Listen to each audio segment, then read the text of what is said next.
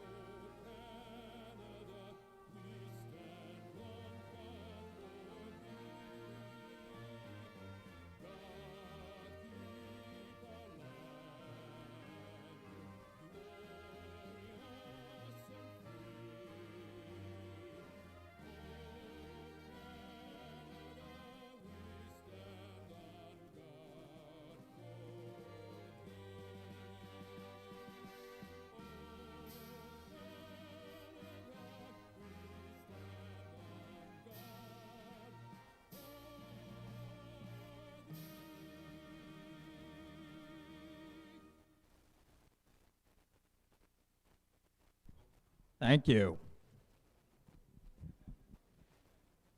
So we were a little bit behind schedule earlier in today's event, but we're actually relatively on schedule here, just a couple minutes past 2 o'clock, but nonetheless, we're getting ready, getting set to go racing here on the high banks of Oyster Speedway. Regan McCauley on the call, by the way, to bring you all the action here as the voice of Oyster Speedway and the Easy Clean Super Late Model Series, and also filling in for the Picket Care Maritime League of Legends Tour. Want to give a special shout-out to Tim Terry and Dylan Langell over at Lake Dowsa Motor Speedway. Lake Dowsa in southwestern Nova Scotia beginning their season, along with the Heart of a Champion Hot Rod Classics. I want to give a special shout out to Universal Truck and Trailer for being the sponsor of this event. Atlantic Canada's largest heavy-duty truck and trailer dealership. So obviously a big shout out to all the people, employees from Universal Truck and Trailer here today. Thank you for supporting the Easy Clean Super Late Model Series and Maritime Stock Car Racing. On to the racetrack to start off today's event. Heat races to decide the starting lineup for round number 2 on the year for the Picket Care Maritime League of Legends Tour. Mostly featuring Atlantic Canada's up-and-comers in stock car racing.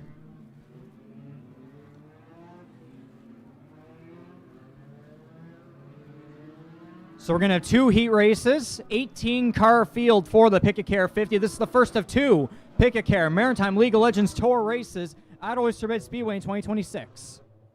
Starting on pole in the 97 is Daniel Vandenberg from Glenholm, Nova Scotia for Extreme Window and Entrance Systems. Car number 18 is Josh Langell from Colebrook, Nova Scotia, on the podium at Petty Raceway in the Tour season opener last weekend.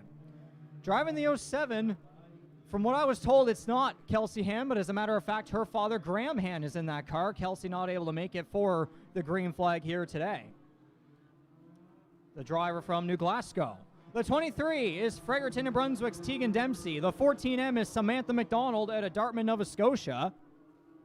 The 9 is Campbell Delaney out of Halifax. 33 is Oyster Bay Bridges Wyatt Peters. The 43R is Ryan Smith from Wellington. And the 07H is Hunter McKinnon at Oyster Bay Bridge. We're racing for the first time today. Green flag in the air.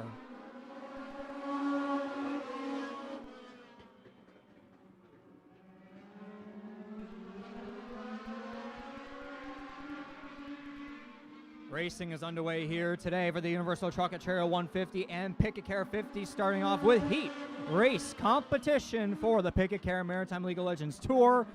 And it is the 18 of multi-time Tour winner Josh Langell. In charge and clear of the way, pulling away from the 97 of Daniel Vandenberg.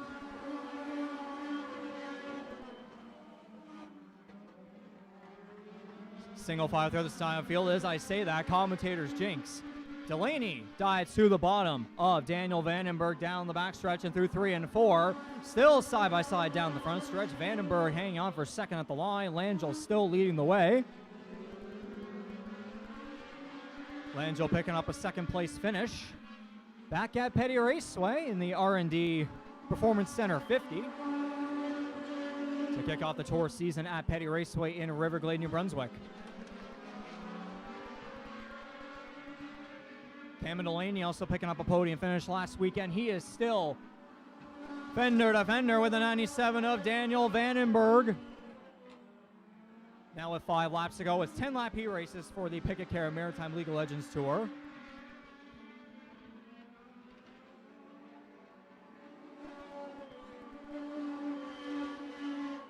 It'll also be 10 laps for the Easy Clean Super Late Model Series, 8 laps for the Beginner Bandoleros, 10 for the Outlaw Bandos, and then 12 for the Street Stocks.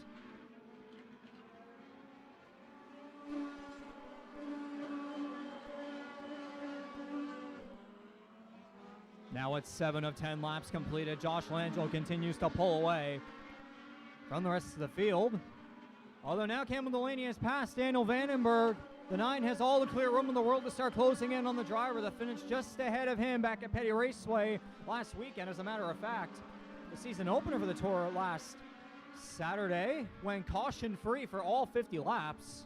So a great job by all those drivers. That was on the undercard for the Maritime Pro Stock Tour. White flag in the air for the 18 car of Josh Langell. And he's going to come around and take the checkered flag from Stone Cold Steve Austin. Checkered flag, Josh Langell. First winner on the day. Heat one, number 1 winner for the Maritime League of Legends Tour.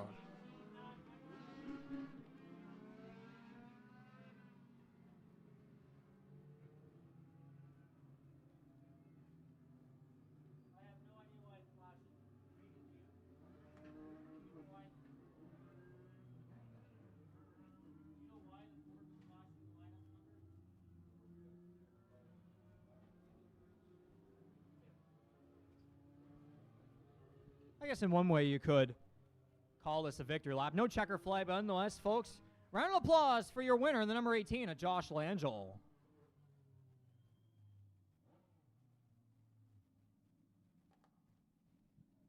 As this event goes on, by the way, if anybody has a birthday they want to shout out, whether you've had it recently, maybe as a matter of fact, your special day is today here on race day, or you have a birthday coming up, feel free to head on over to our merchandise booth underneath the scoring tower here in the main grandstand area.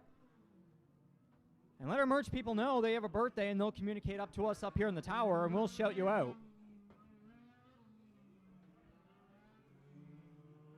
So So again, the 18 of Josh Langell, your heat race number 1 winner. Heat race number 2 cars out onto the racetrack.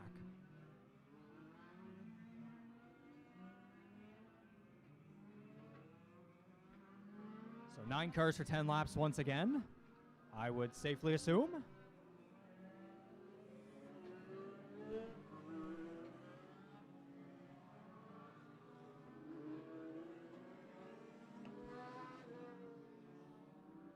And we already have a birthday shout out here.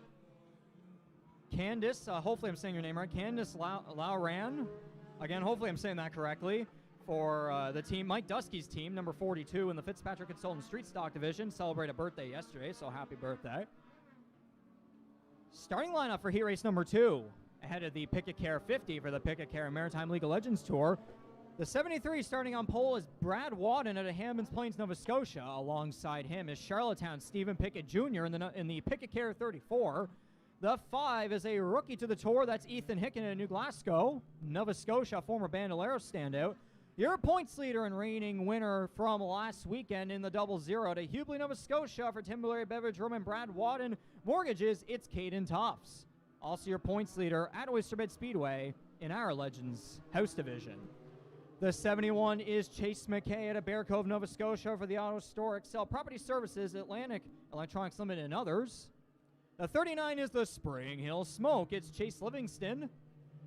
The 20 is Devin Wan, out of Hammonds Plains, Nova Scotia. And the 91 is Simon Doyle. And the 12 is Cole Doyle, the brothers from Stratford to the green flag.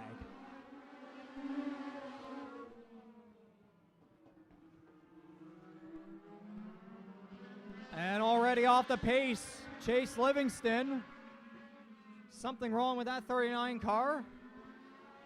As Stephen Pickett Jr. and Caden Tufts will quickly charge to the front and caution Chase Livingston.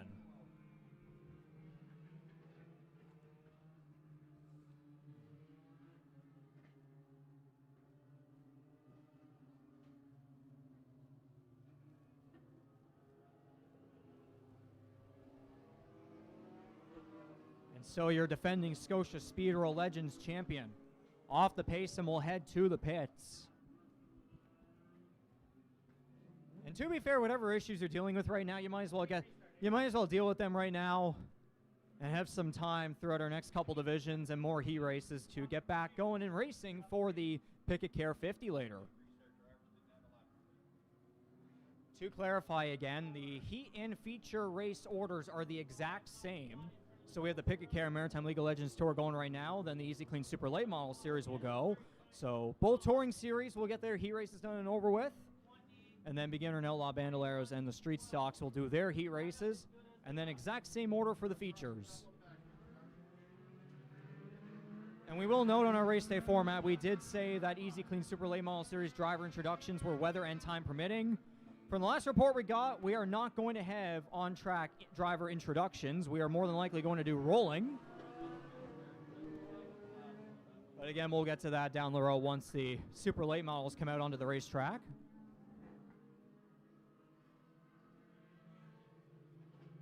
Livingston actually back out onto the racetrack, so it seems like all actually might be good here. 1 lap completed, 9 more to go in this one. Green flag.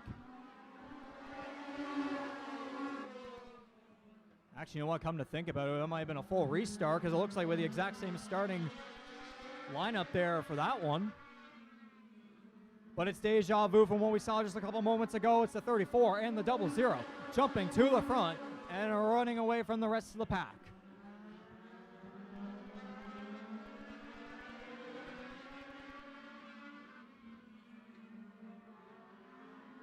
What a great run out of the Picket Care number 34, sponsoring the tour sponsor.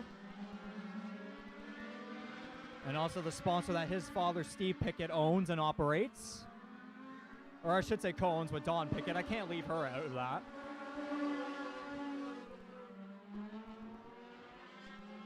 But a great effort here by Stephen Pickett Jr. He is a former heat race winner on the tour, but still looking to crack through for that first feature win. Had a couple close calls last year during our local Legends nights here at Oyster Speedway. And yeah, those two are in a completely different zip code compared to the rest of this pack as they come back to the line. 5 laps completed, halfway through this one. They're jostling back and forth way back in the other part of this 9-car field.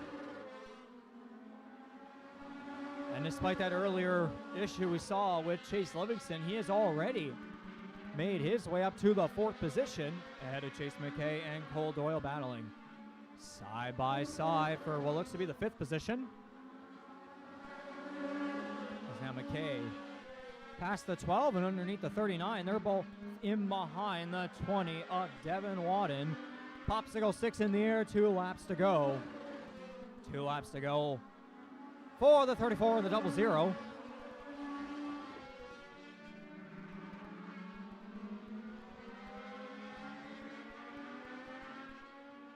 White flag in the air for the Picket Care 34, who's got the 00 all over the back end. Looking low, looking high, trying to find a way past the 34 to maybe get another heat race win on the year. Through 3 and 4 for one final time. Checker flag in the air. Tufts looks low, gets sideways, not going to make it work. And Stephen Pickett Jr., heat race winner.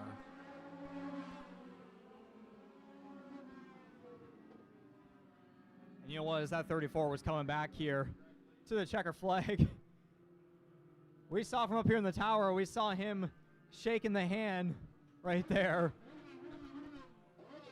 So he's certainly a happy man.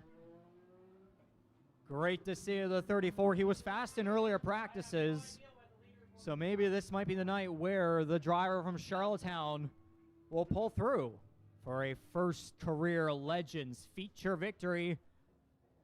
Where are my Islanders? Give it up, folks, for Stephen Pickett Jr.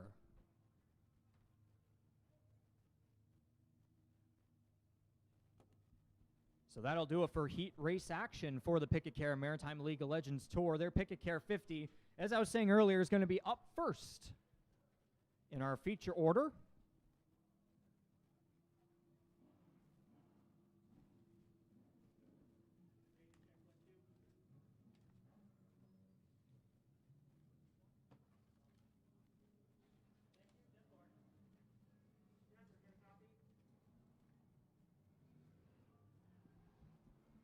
And so now, here come the super late models. Which, for the record, you might have heard the term pro stock before. There's super late model. There's a whole bunch of different terms for these kind of race cars. Because of the super late model series brand, we call them super late models. But if you've heard of pro stocks before, they're basically the exact same thing. Just for clarification for maybe some of the more casual fans. Maybe you're a first timer to this place. But heat races to set the starting lineup for the Universal Truck and Trailer 150. Round number 3 on the year for the Easy Clean Super Late Model Series. These heat races come with a passing point system, so it's simply, there are championship points at play, so the winner of each heat race does get 10 points, and then 9 and 8 and so on and so forth throughout the field. So there are championship points at play, but in terms of how far high up in the starting lineup you'll be, possibly start on the EIT Race Radio's poll, it's how many passes you can make. So car number 16, Dylan Gosby, if he were to go up 2 positions, starting in 3rd right there, if he goes up and he finishes with the victory, that's a +2 for him, so that'll only help him get up towards the front of the starting lineup for today's Universal Truck and Trailer 150. So again, passes determining the starting lineup for today, and finishing positions will determine a couple championship points.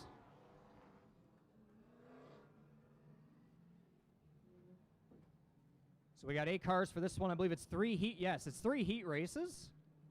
Starting on pole, it's the MNK Construction number 51. From Brackley Beach, it's Mark Leclerc, former track champion. The Halpin Excavating Age Millett & Sons number 03 is Steve Halpin. This is his first trip to Oyster Speedway in 3 years. The driver from St. John, New Brunswick. The 16, Nav Canada. Picket Care, Clam Diggers Restaurant. And Kent Livingston Racing Motorsports. Number 16 is Dylan Gosby from Cornwall, Prince Edward Island. The 40, the Rice and Construction Beaton Racing. Sherwood Car is Robbie McEwen.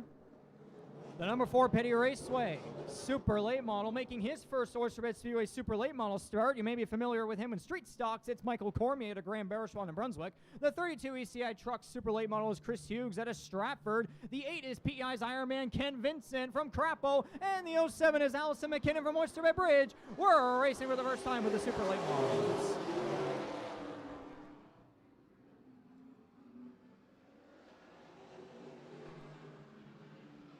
And that's going to be a false start.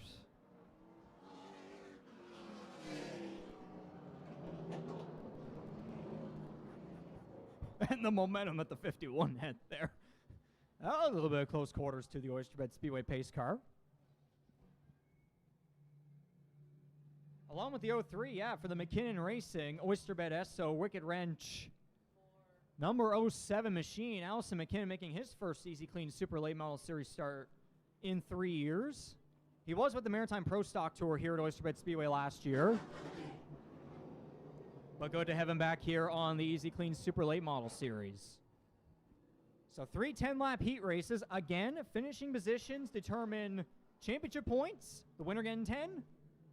And then how many passes you make will determine the possible starting lineup for the Universal Truck and Trailer 150. We'll try this one more time. It's Mark LeClaire leading, green flag.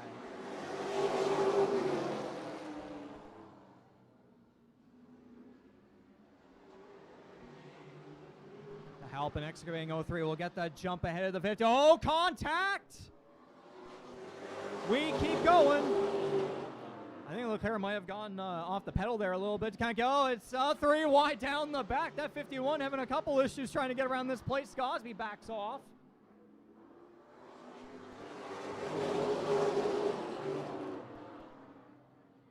Something seems to be ill handling on that 51 as Gosby again dive into the bottom to make it 3 wide down the back. Oh, there was a touch to the left rear. Oh, sideways. Here we go. Yellow.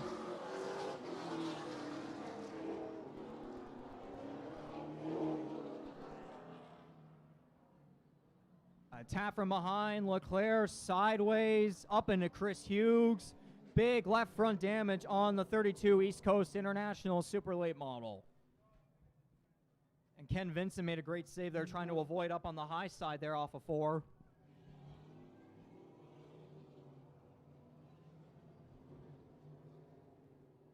And yeah, that right side of the 51 is certainly bent up. Definitely something not ideal with the setup of that number 51 M&K Construction Super Late Model.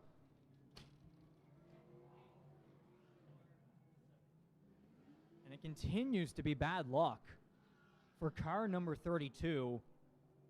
Ever since Chris Hughes bought that Van Dorn chassis from Dylan Blankhorn, former Maritime Pro Stock Tour champion.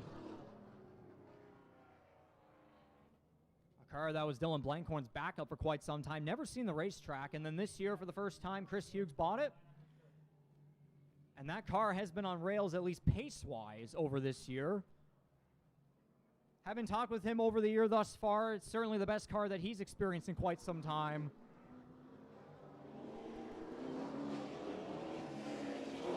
It's a very, very fast car, but that feature result just hasn't been up there with the pace of that machine. Had top 5 pace, top 5 speed at both Petty Raceway and Speedway 660. Our previous 2 events. I mean, he is coming off 9th and 12th place finishes, so does have that one top 10 in there, but pace-wise, you'd think by now there would be a top 5 finish, so again, hopefully the luck will turn around maybe in the later feature for the number 32. 51 to the tail of the pack, so your control car into the on-the-gas restart zone. We're using that for the first time here today as Hughes actually makes his way back in the racetrack. It's Steve Halpin and Robbie McEwen on the front row for the green flag.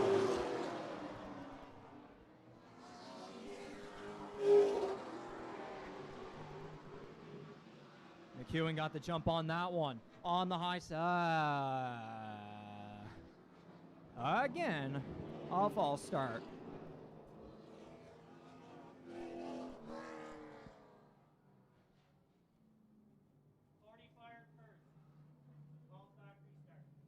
Restart, call back the 40 firing off first on that one. that's two. A false start and then a false restart to start off the day. Yeah, as I was saying there, the On the Gas restart zone, again, On the Gas Apparel not only being our official merchandise and apparel provider for the Easy Clean Super Late Model Series this year, they're also the sponsor of the Restart Zone. So again, thanks very much to Dave Oblinus, Tammy Land, and the folks at On the Gas Apparel. Green flag in the air of the On the Gas Restart Zone.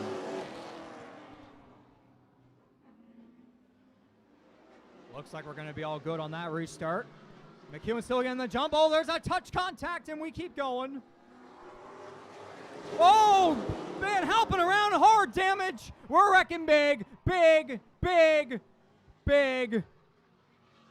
Oh, boy.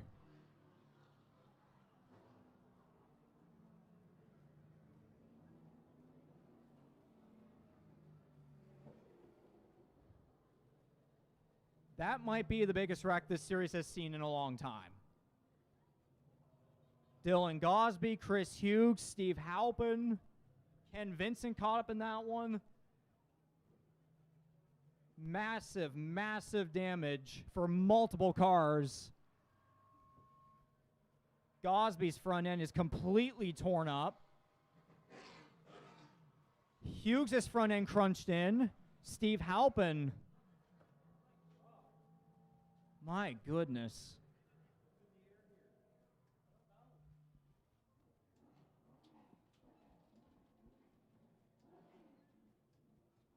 And the thing, boys, it's just a heat race.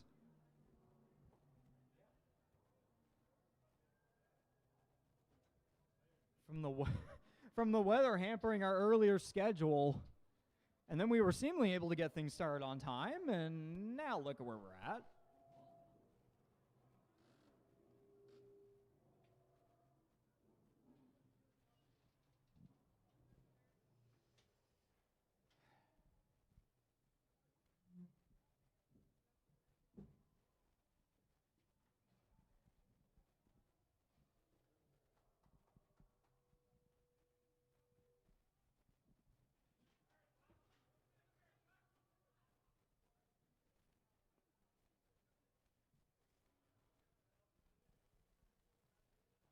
So obviously while we get this cleaned up here,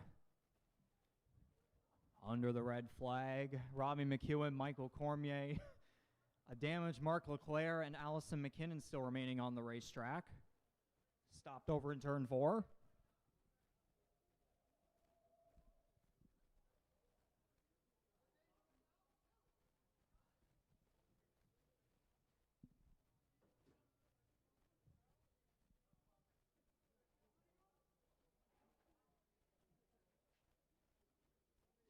So we got a couple different haulers out here that are going to help the 03 and the 32 get towed back to the pits. And no, we cannot answer right now if any of those cars are going to be ready for our Universal Truck and Trailer 150 later. I don't know if there'd be a such thing on whether or not maybe we put the race a little bit more back later in the format to maybe allow these guys to maybe get fixed up and be able to get going for the Universal Truck and Trailer 150. So they're getting right to work right now on the number 16. Still working on the 03 and the 32.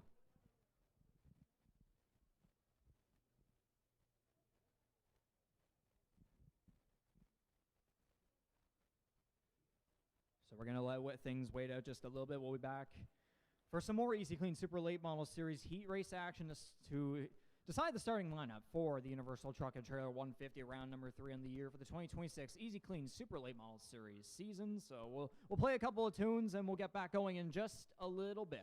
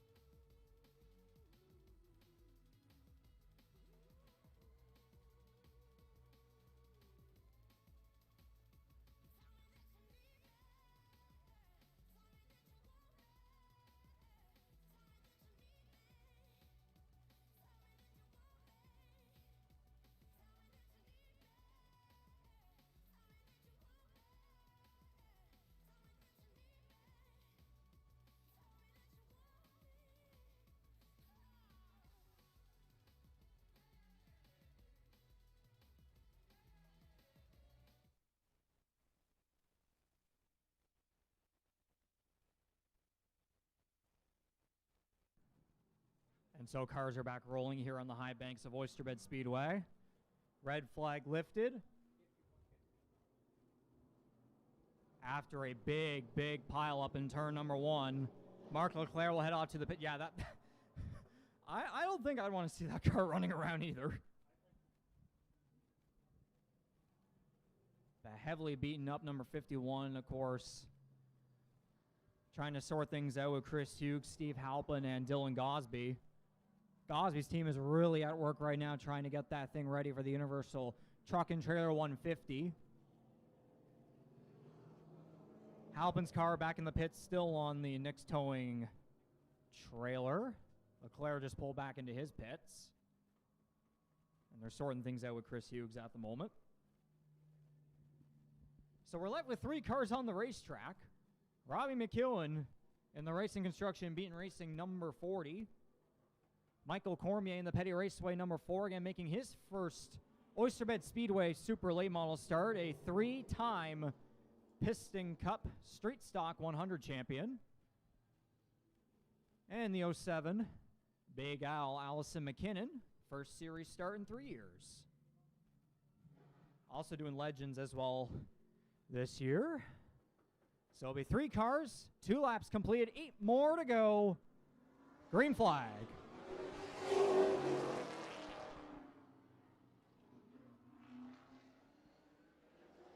And so it's your fastest car in earlier practices up against Michael Cormier.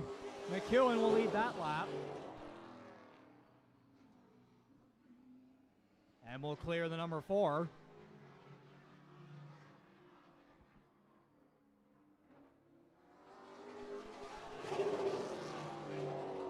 McEwen got his season started with the Maritime Pro Stock Tour last Saturday at Petty International Raceway.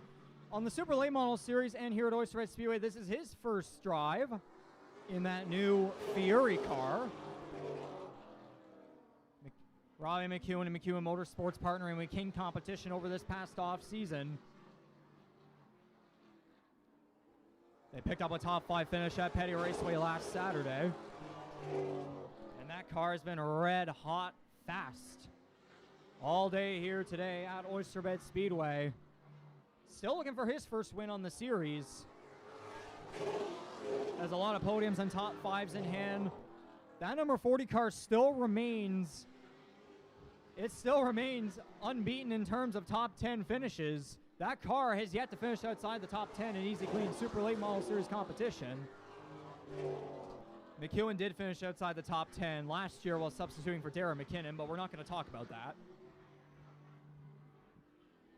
That's all about the number 40 car as Robbie McEwen is going to take the white flag.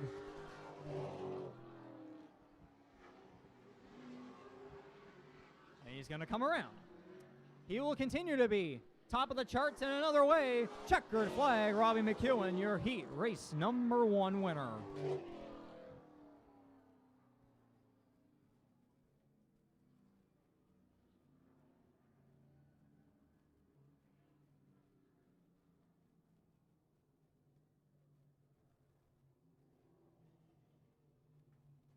Round of applause, folks, for Robbie McEwen. Finishing order is 4407. Top 3 to check. 4407. So for Rice and Construction, Fitzpatrick Consulting, McLean's Garage, Dan McGrath, Moncton Chrysler, Jeep Dodge, JS Plumbing and Heating, and many other sponsors for car number 40.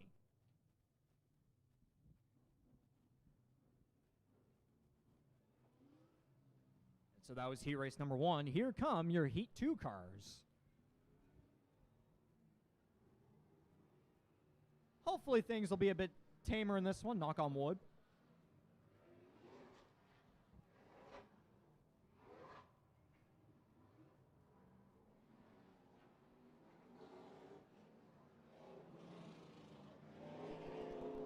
So 7 cars for this one, again 10 laps. Starting on the pole, it's the Chris Fournier Remax, Picket Care, King Competition, car number 83. He's won our last 4 Easy Clean Super Late Model Series races here at Oyster Bed Speedway and the last 5 Super Late Model Touring races at Oyster Bay Speedway. That includes the Maritime Pro Stock Tour. From Jolicoeur, New Brunswick, and now a resident of Nova Scotia, it's Corey Hall. The Coldstream Clear Distillery Velocity. Machining and welding number 26. Our lone Nova Scotian driver in the field from Shubenacadie, it's Braden Langell. The Bayview Kenworth number 43 from St. Martin's, New Brunswick is Hudson Weston.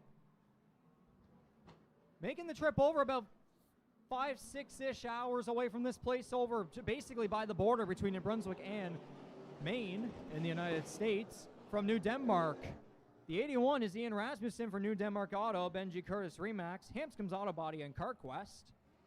And Home City. The 30 making his first Oyster Bay Speedway super late model start in the East Coast. Auto Salvage number 30 from Bucktouche, New Brunswick, it's Marcel LeBlanc.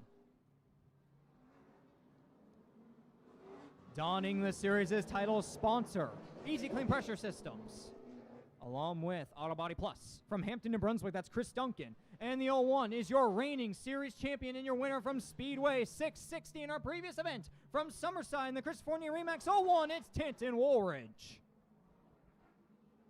Green flag in the air.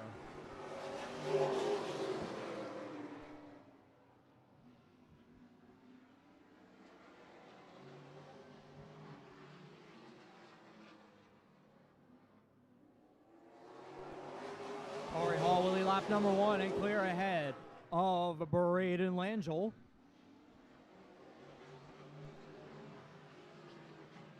This is Hall's second start in the Maritimes in 2026. His previous one coming with the Maritime Pro Stock Tour at Scotia Speed World last month in their season opener.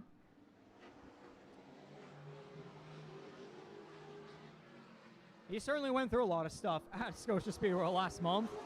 Unfortunately, had the win. Wind slipped out of his hands on the last lap. In a wild fell, Hudson Weston. Almost fully around, but out of the grass at a turn 2. He had a bit of a loose moment there coming out of turn number 4 there, the previous lap. Oh, more contact. Chris Duncan, Ian Rasmussen, Tan Woolridge. All battling hard for position number 3.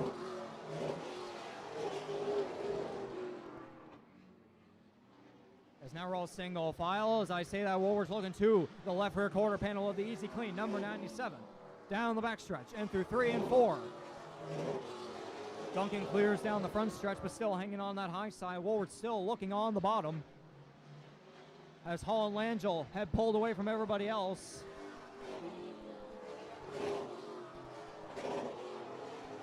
All about a second and a half away from the 26. Closing in on Hudson Weston, who might be, let's go a lap down here, coming to 8 laps completed. After that near spin earlier, but he was able to get it back going.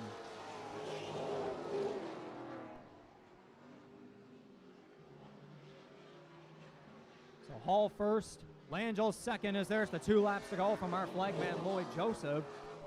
Ian Rasmussen, Chris Duncan, and Tan Woolridge are still fighting hard for that third and final position.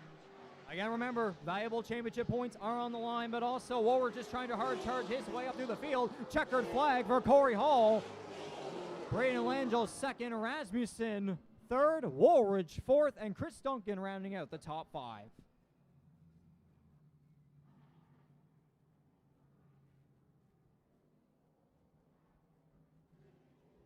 Folks, give it up for your heat. Race number 2 winner, the 83 of Corey Hall.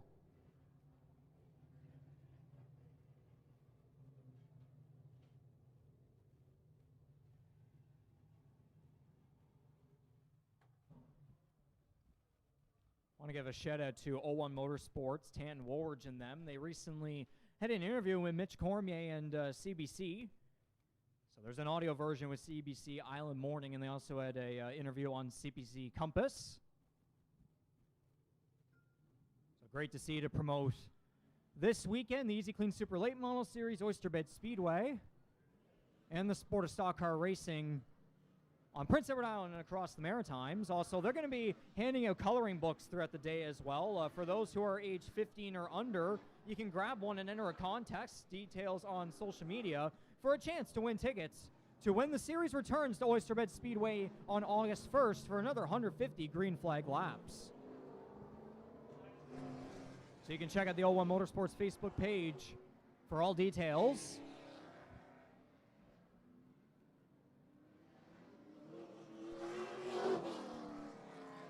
Seven cars, third and final heat race, 10 laps. Starting on pole, he's making his first super late model start at Oyster Bed Speedway since 2005. It's the Ritchie's Carpet Warehouse and Dunham's Contracting, car number 88 from Richibucto Road, New Brunswick. It's Kevin Moore. Our reigning series Rookie of the Year makes his first start in 2026. The driver from Summerside.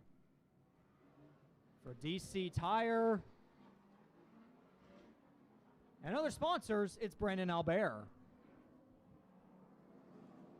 The Persons Contracting Development and DC Tire number 37. The Carmichael A. Horn & Sons Limited. Top Shelf Cabinets. Number 20 comes to us from Oak Bay, New Brunswick. It's Greg Fay. The Hatfield Auto Body. Number 11 is Cal Hatfield. Edequist Pampsis, New Brunswick. The Service Master Clean Moncton Yellow number 1 machine from Harvey, New Brunswick. It's Ryan Messer.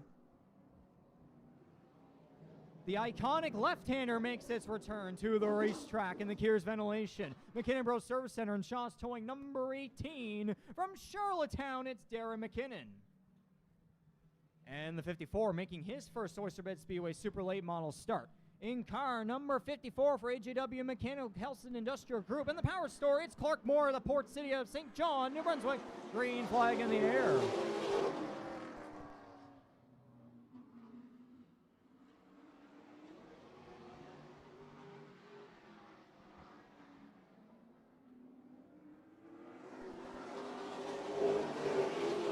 Photo finish at the line. Kevin Moore led that one.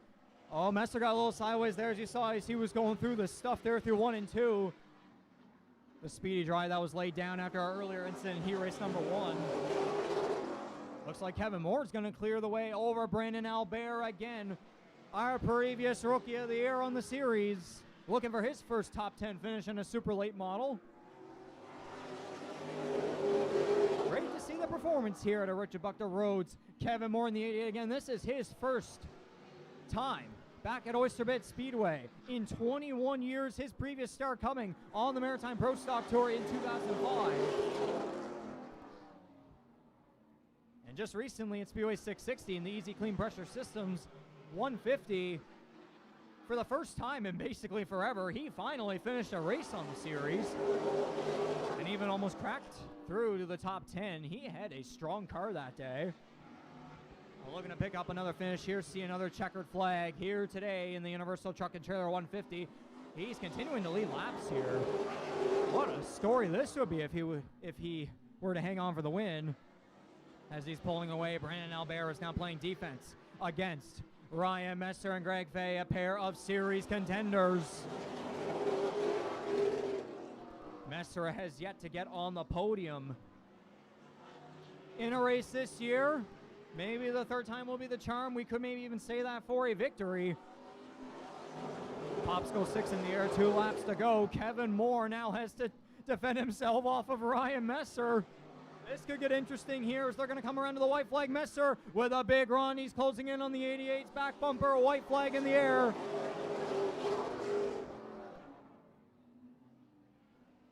How many times have we seen this battle at Speedway 660 before in Gary, New Brunswick? Messer to the outside. This could be a drag race back to the line. Checker flag. Ryan Messer is going to steal that one.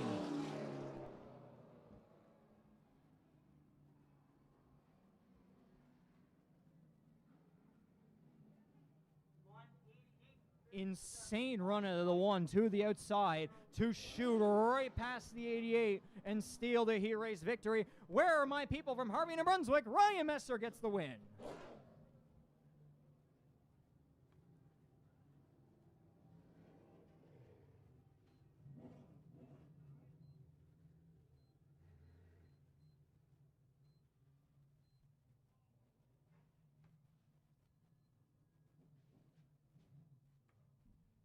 I really thought I was going to call Kevin Moore to a race victory right there, but what a fantastic run out of the veteran from Richard Buckdale Road, New Brunswick.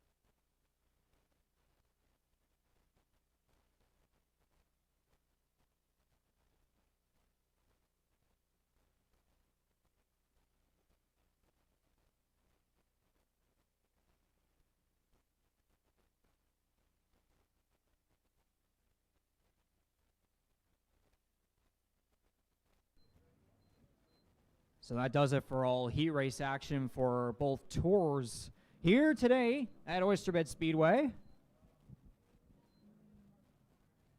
I'm sure at some point before we go racing for the Easy Clean Super Late Model Series, we'll have some sort of an update on our starring lineup. Again, we'll have driver intros in some capacity. Again, the last update that I got was that we would do rolling intros.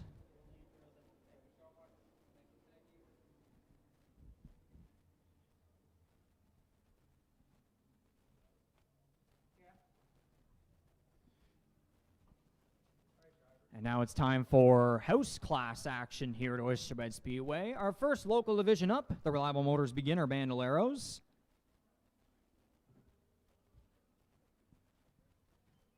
So this is our entry-level division. This is where the youngest of the bunch here in Prince Edward Island stock car racing get their career started. As young as 8 years old. I personally like to call them go-karts on steroids. So it's going to be one 8-lap heat race for these beginner bandoleros. The 32 and 34 both coming from Pisquet West. PEI brothers Landon in the 32 and Regan Macbeth in the 34. The 81 is Case Scott at a Clyde River. 26 making his first Oyster Speedway start is Dawson Brown at a Sussex. And the 39 is Riley Gillis, rookie to the beginner bandolero division from Morel. And we'll come to the green flag.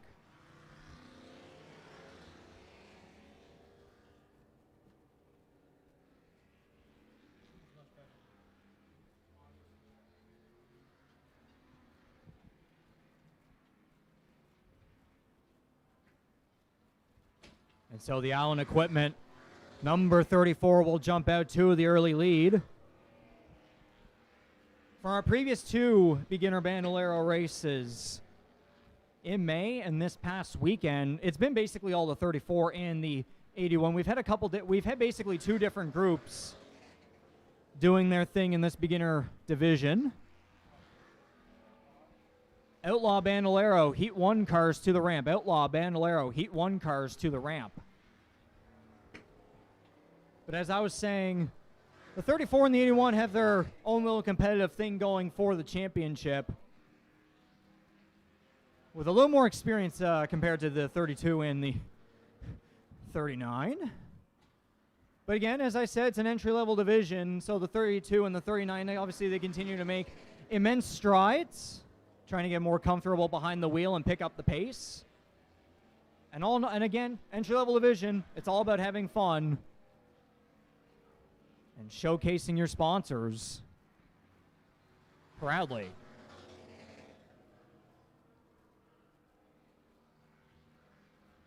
Commonly, it's been the 81 and the 34 in kind of that first, second order, but this time around, Regan Macbeth has been leading a bunch of laps here as we're now halfway through this one.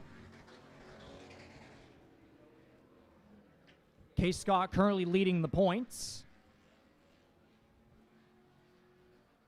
Case Scott has been, in the 81, has been unbeaten since our season opener. Back-to-back triple victories. Regan Macbeth has been looking for his first win in 2 years of any capacity. Still looking for that first feature win.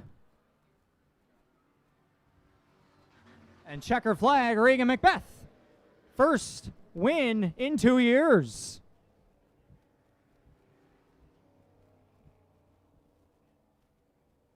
I'm sure Tara and Sean are going to be thrilled with this.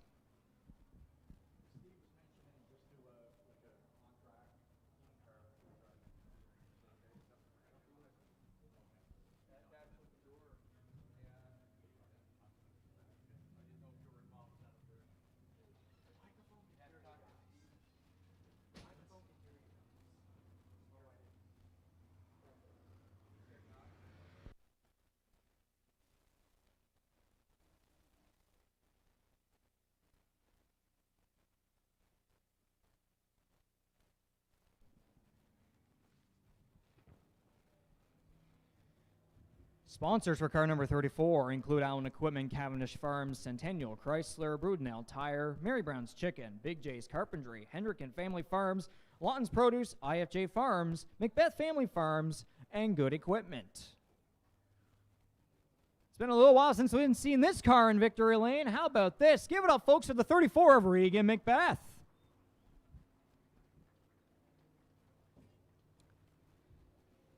Or if we apply the nickname, Rowdy Reggie.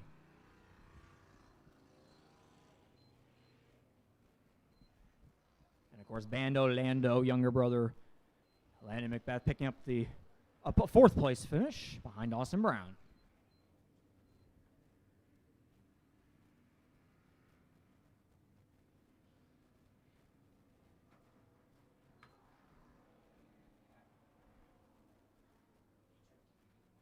Outlaw Bandolero Heat 2 cars to the ramp, please. Outlaw Bandolero Heat 2 cars to the ramp.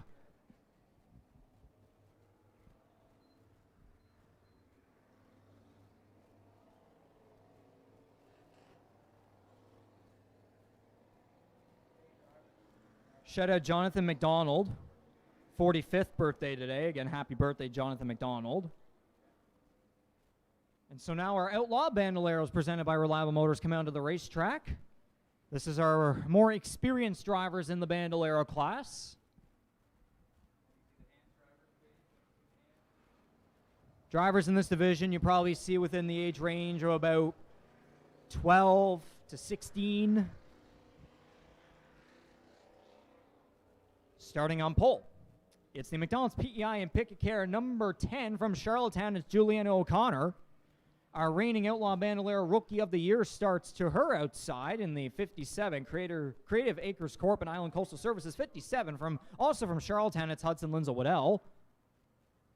Brother to Julian O'Connor. The 63 of Andrew O'Connor starts third. The 42 is Peyton Gallant for Seymour DeRoche Construction and Hunter River Lions Club from Riverdale. The 07 is Hunter McKinnon. You saw him earlier with the Pick a Care Maritime League of Legends Tour. Double duty for him.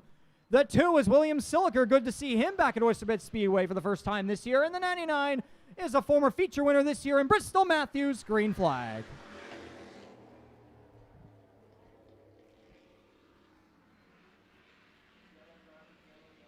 And yellow.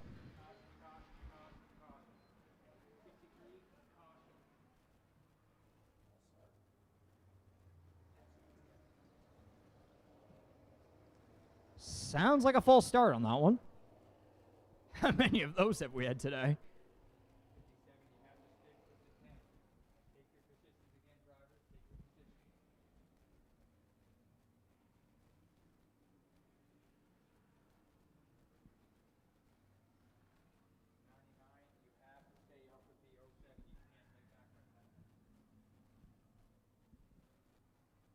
So we're going to try that one more time.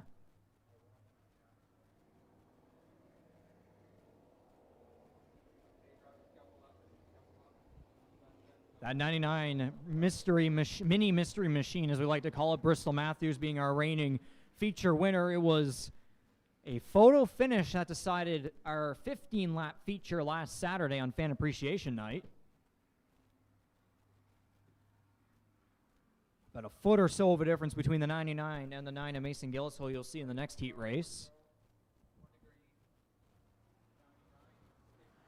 And the Solo Vision White Lightning Auto Center number 2, William Silker, raced with us, if memory serves correctly, at least once last year, so good to see the driver in Amir Mashi back. So no, we don't have Ashton Tucker here, but we do have some sort of Brad Silker Motorsports car here on the property at Oyster Speedway as Julian O'Connor leads them to green for this full restart. And it's O'Connor's on the front row. Melody, you might want to get the picture here. This will look pretty cool. Andrew and Juliana leading this pack here as Andrew's going to lead lap number 1.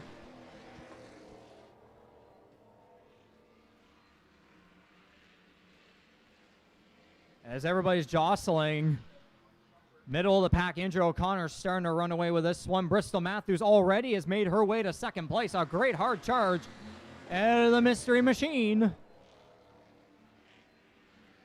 Now single file throughout this entire pack with 8 laps to go. 63, 99, 07, your top 3, 10, 57, 42, and 2 the rest of the way.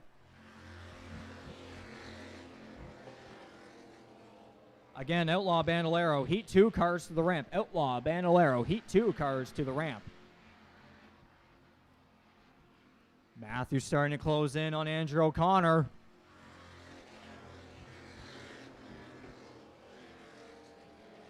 I know that Andrew Kidd will be hungry to get back into victory lane sooner rather than later. It's been a bit of tough luck for him, at least within the last year or so. That kid has got speed.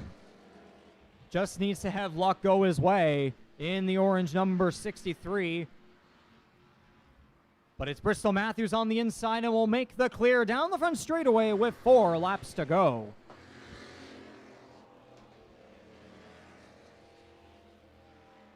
Julian O'Connor up the hill. Hudson Lindsay Waddell dives underneath. That's for 4th. As we have the top 3 separated from the rest of the pack. Now with 3 laps to go.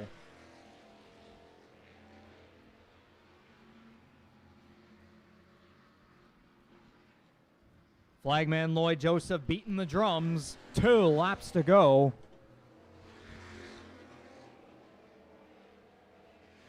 Hunter McKinnon closing in on Andrew O'Connor down the back straightaways. We're coming around to the white flag. McKinnon might try to get a run here through the middle of the corner. O'Connor staying on the bottom. He's right about on his bumper. Last lap.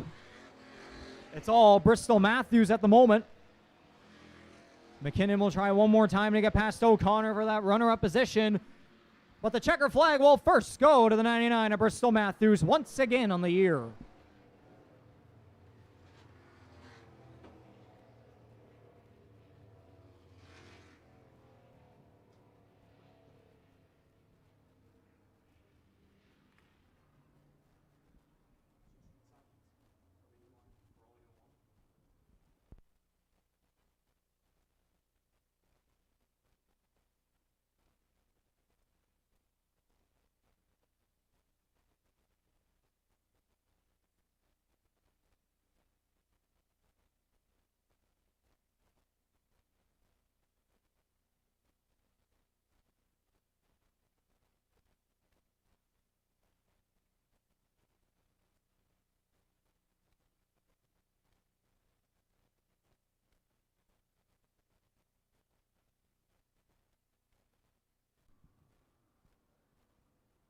As she comes around with the checker flag after her victory lap, she'll pull into victory lane. Where are my Nova Scotia racing fans here? Your heat race winner, Bristol Matthews.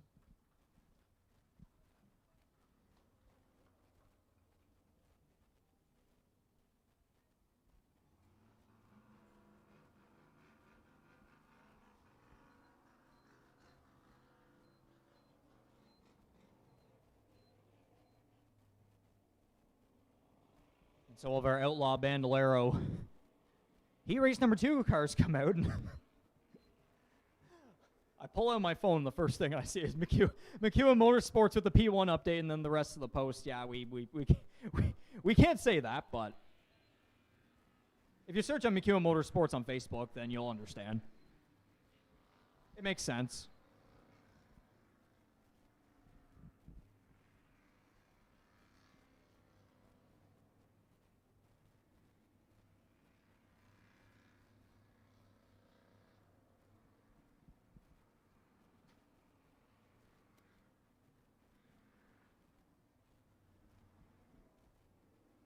And by the way, for that 99, Full Salt Detailing, primary sponsor for that car.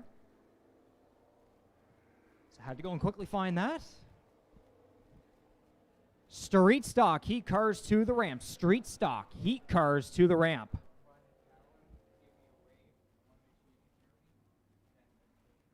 So 7 cars, 10 laps once again. Yes, we have 14 Outlaw Bandoleros ready to do battle for today's extended 20-lap feature.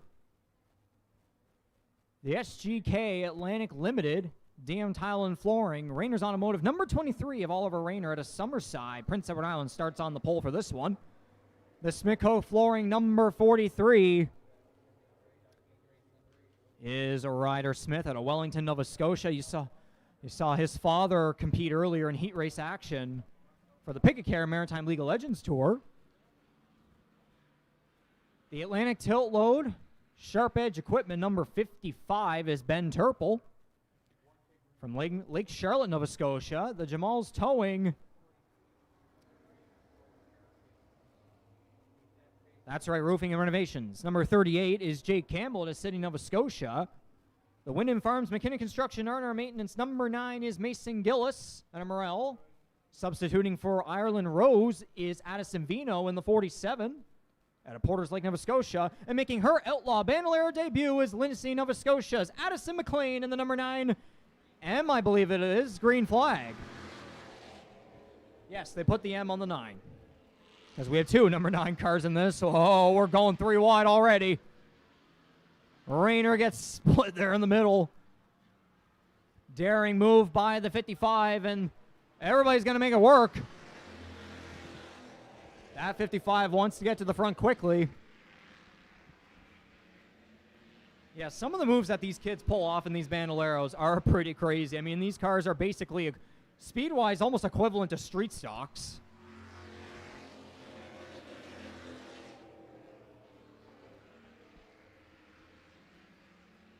And would you look at that, it's all Nova Scotia, top 3. Your top Islander, Mason Gillis, in 4th. But closing in on the 38 for 3rd. 55 already about on the back bumper of the 43 with 7 laps to go.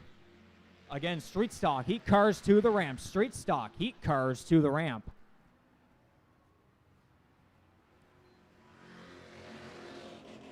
It's Gillis and Campbell.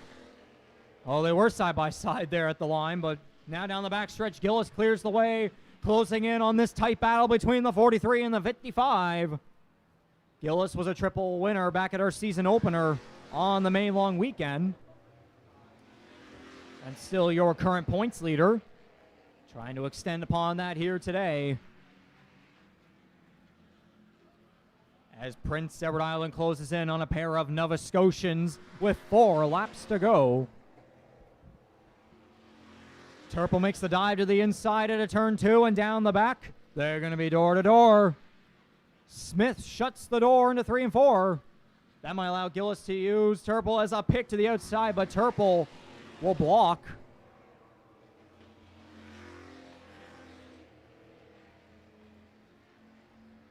These cars are really squeaking around this racetrack. I was talking to a couple of drivers earlier today as they get the 2 laps to go that some drivers are struggling with grip. Again, we don't have a full hot sun out, but it is warm.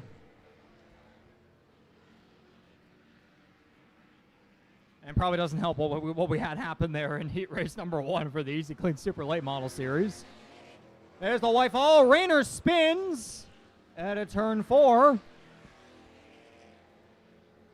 Yellow.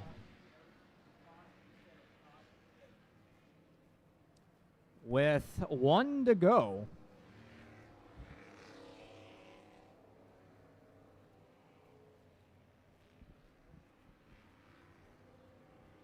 And Rayner will get it back going.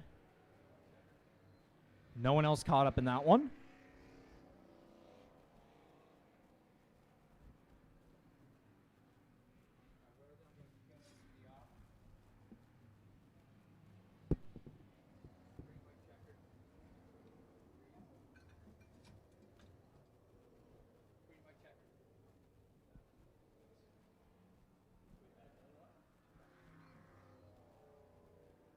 So we're going to extend this one as a result of that last lap caution. Green, white checker to decide this one.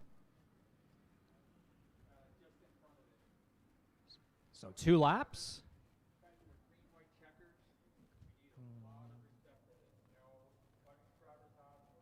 So we'll get the green flag. Drivers will come around. When they take the white flag, the next flag will end this race.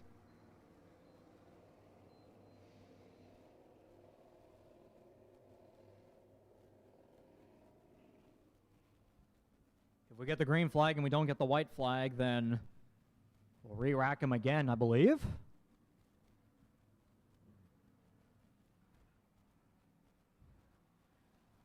So it's going to be the 43 Ryder Smith and the 55 of Ben Turple on the front row to lead the field back to green.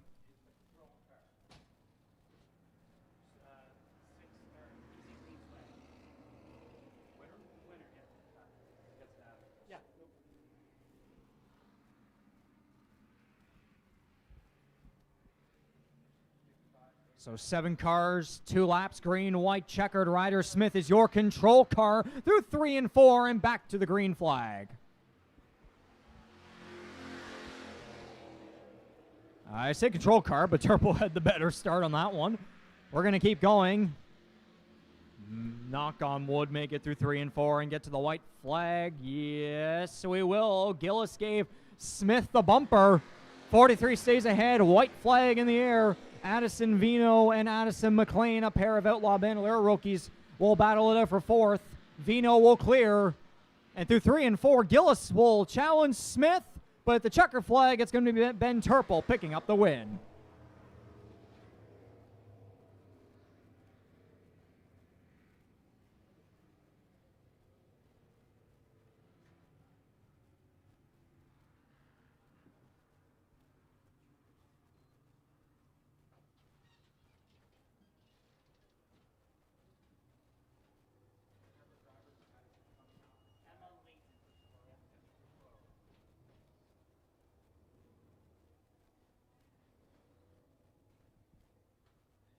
Just got communication here, folks. Emma Layton, wherever Emma Layton may be, Emma Layton, you apparently have won a prize draw from the Easy Clean Pressure Systems area just at the ticket booth. So again, Emma Layton, congratulations. You've won prizes from Easy Clean, so head on over there and claim your prizes. Again, yeah, Easy Clean Pressure Systems, On the Gas Apparel, all sorts of businesses over there.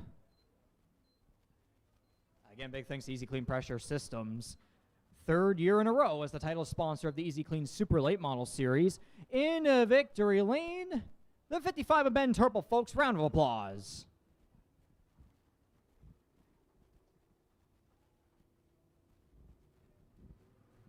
And so our Fitzpatrick Consulting Street Stocks will come out to the racetrack to complete the heat racing here today. It's going to be a 12-lap affair. So the car count we have here today, Race Control has decided we will do 1 heat race. So this could be a fun one. As I see the Maritime League of Legends Tour sorting out their lineup in the pit area ahead of their 50-lap feature presented by Picket Care. So lots of Picket Care presentation all around, from the race sponsor to the tour title sponsor. And that's Premium Community Care Nursing Homes. You can see their board there on the tower in turn 2. Big thanks to them for supporting stock car racing across the Maritimes. 10 Fitzpatrick Consulting Street Stocks on the racetrack. It's our premier top stock car racing class here at Oyster Speedway.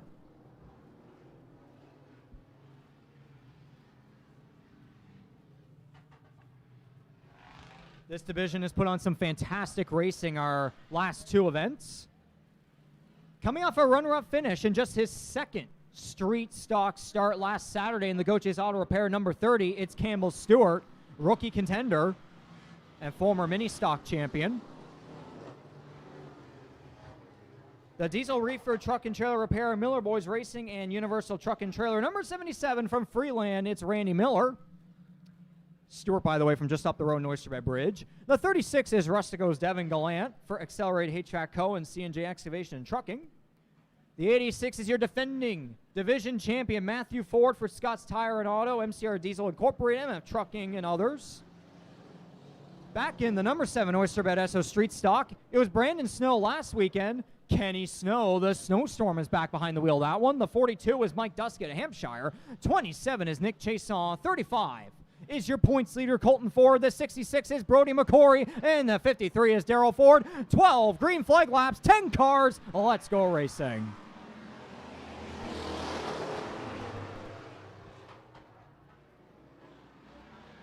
Gallant did have the look there to turn 2 on the left rear quarter panel of the third, almost make it 3 wide, but we keep it going. Oh, Stewart's climbing up the hill there, but he gets it back down on the bottom. Oh, contact with Miller. Something might be wrong with that 30. As he gets tight with Gallant, everybody checking up the whole field through 3 and 4. But we keep going. That 30 was really struggling there on the previous lap at a turn 2 and down the back stretch. And all of that has allowed Devin Gallant to take the race lead. Your reigning street stock rookie of the year. Ahead of the side-by-side battle now between Campbell Stewart and Matthew Ford. Kenny Snow was a little sideways underneath Randy Miller in the fight for 4th. Now at 8 laps to go. Some incredible street stock action we're seeing here around the high banks of Oyster Bed Speedway. These boys will wrap up the race car later today with a 40-lap feature as all the 42 of Mike Dusky to the pits. Something seemed off with that car there as it was coming around the last couple laps. Oh, Campbell Stewart in the wall. Contact with Kenny Snow. The 30 going to head back to the pits. That was almost catastrophic. Again, what we saw in that first lap, it seemed like something was off with that 30 car. A bit all over the place at the front of the pack. But they've got all the time in the world to figure out what's going on with that number 30 machine. Again, the street stock 40-lap feature is at the very end of this event. So there's a bunch of features left to go here after this 12-lap street stock heat. Ahead of that one to figure things out. Coming to 3 laps to go this time by Devin Gallant, the 36 out of turn number 4. Continues to dominate ever since he stole the race lead in the early going.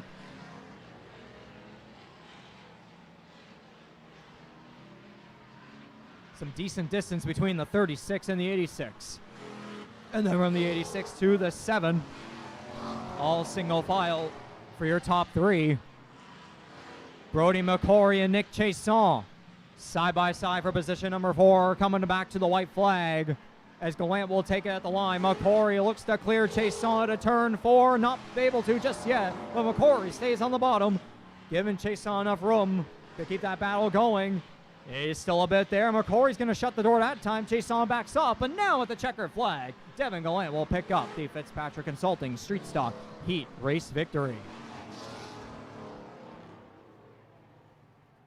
Okay. I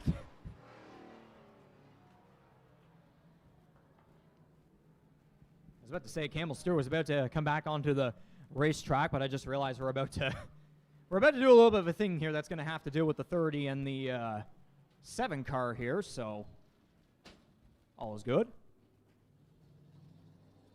Yes, Apple Watch, I'm aware it's a loud environment, thank you. So we're going to have the 7 and the 30 stay back here for a second, as the 36 of Devin Gallant's going to go around and do his victory lap. Other sponsors for the Rustico driver include Blue Bay Farms, Van Hall's Painting, Irving Oil, and Buyer's Choice Home Inspections.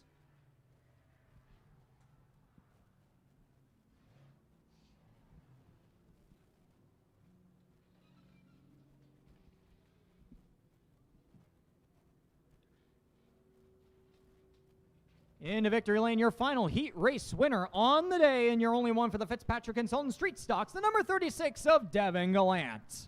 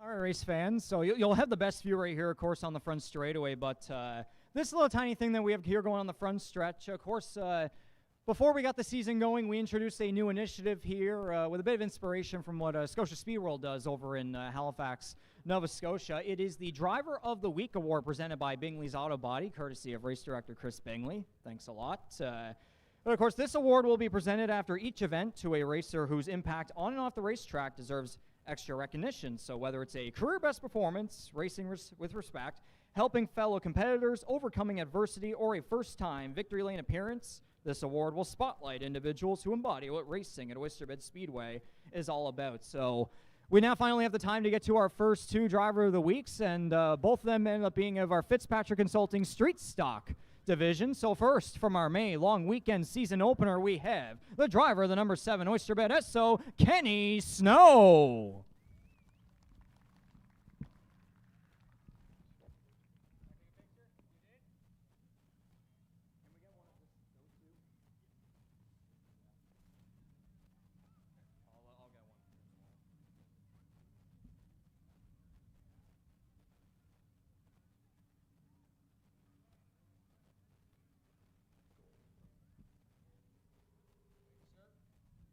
So Kenny Snow picking up the Driver of the Week award for our season opener back on the May long weekend. It was his first time since I believe the COVID-19 pandemic, where in his own street stock he came back to the racetrack, also after years of quote-unquote semi-retirement. That's the way you call it, right, Kenny?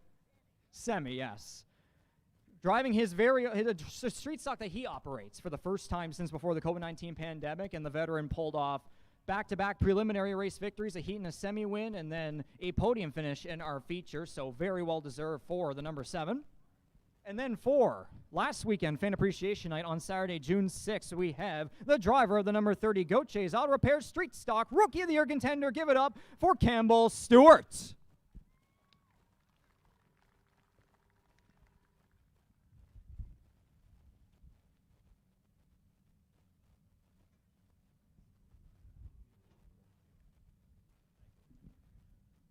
So from veteran to rookie, Campbell Stewart picking it up last Saturday on Fan Appreciation Night.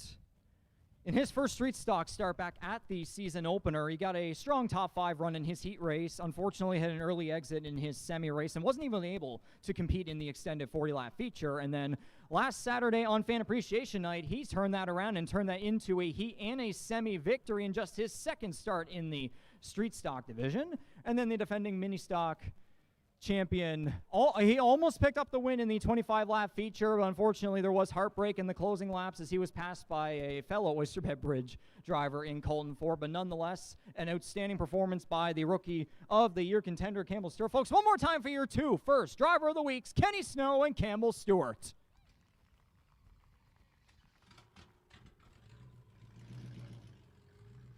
Again, you'll see them back in action with the Fitzpatrick Consulting Street Stock Division for their extended 40-lap feature to end off the event here today at Oyster Speedway. But first, for feature racing action, the Pick-A-Care Maritime League of Legends Tour for the Pick-A-Care 50.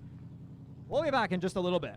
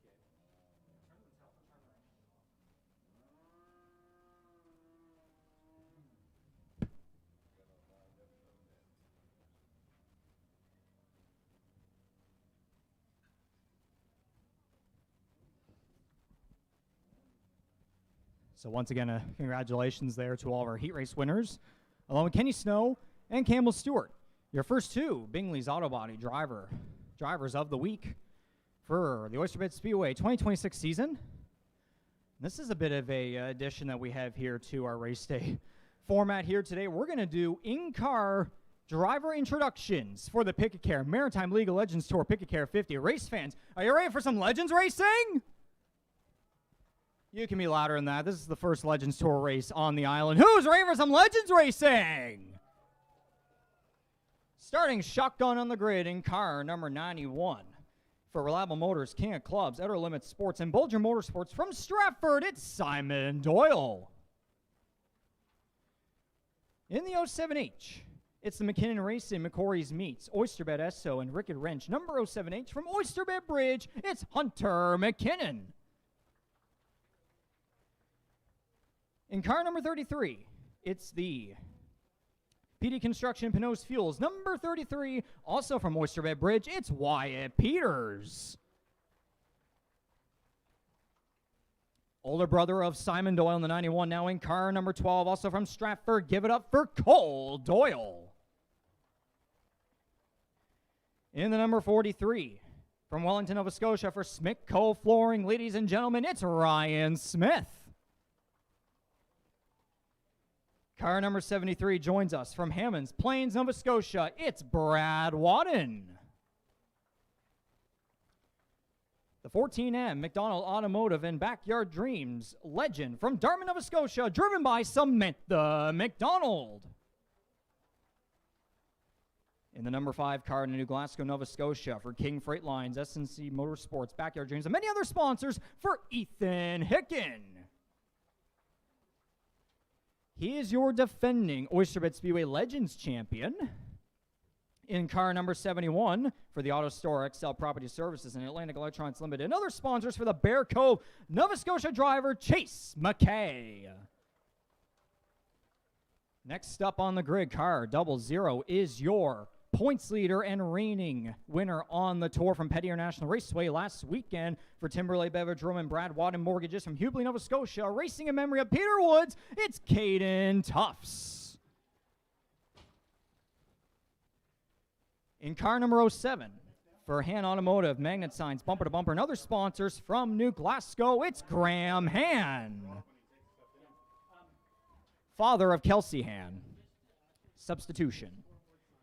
From Spring Hill, Nova Scotia, and the Randy's Wrenches, number 39, it's the Spring Hill Smoke, Chase Livingston. Car number 23 joins us from Fredericton, New Brunswick, for Doherty and Fullerton, pure Canadian maple syrup, old-fashioned meat market, Birch Hill Construction, and other sponsors for Tegan Dempsey. Car number 20 joins us from Hammonds Plains, Nova Scotia, it's Devin Wadden. The 97 Extreme Window and Entrance Systems, number 97 car is driven by the driver from Glenholm, Nova Scotia, Daniel Vandenberg, former track Bandolero champion. Car number 9, Atlantic Hard Chrome, Peak Electric, and Borden Electric sponsor the driver from Halifax, Nova Scotia, it's Campbell Delaney.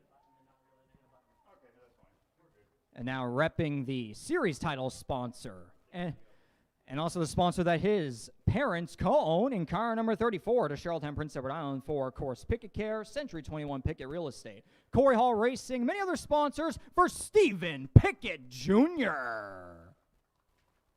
And starting on pole, your runner-up finisher at Petty International Raceway last Saturday, looking to move one position up here today in car number 18 from Colebrook, Nova Scotia, your Pickett Care 50 pole sitter is Josh Langell.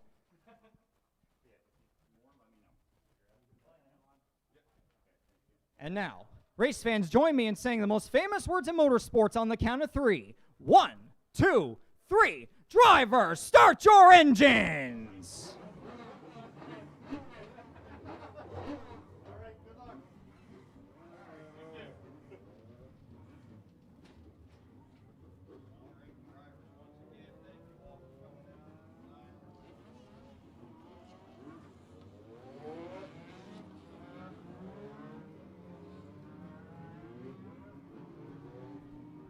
A couple of quick updates, race fans. If you're able to hear us, we have a car blocking somebody in. If your plate number for a Lincoln car, 911PY. If you have plate number 911PY, that's a Lincoln car with a Fairwell Ford license cover. You're blocking somebody in, please move your vehicle immediately. Again, that's 911PY if you have that license plate and a Lincoln car. Last 50-50 update I got, by the way, is at $800. I imagine ever since I got that update, it's probably in the thousands somewhere.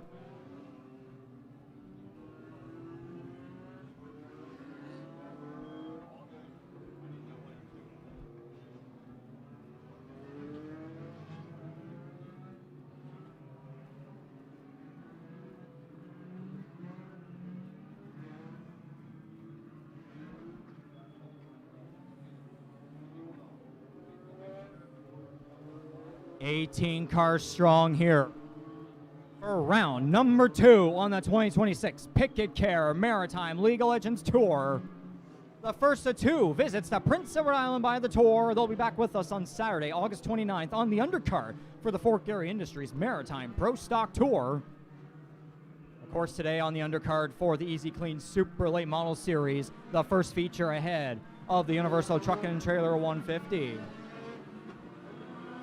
Flagman Stone Cold, Steve Austin, telling everybody to cross over. It'll be 50 green flag laps. The 18 of Josh Landell and the 34 of Stephen Pickett Jr. on the front row. They will lead this field to green.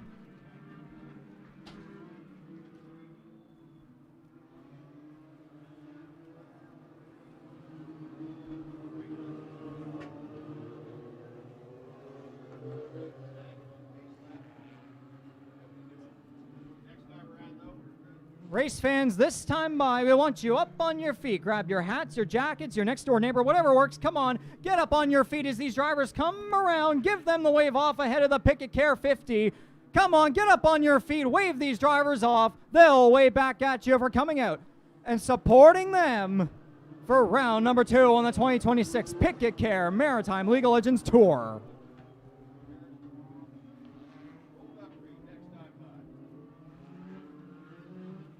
We'll more than likely end up doing the same thing when the Easy Clean Super Late Model Series comes out for their Universal Truck and Trailer 150.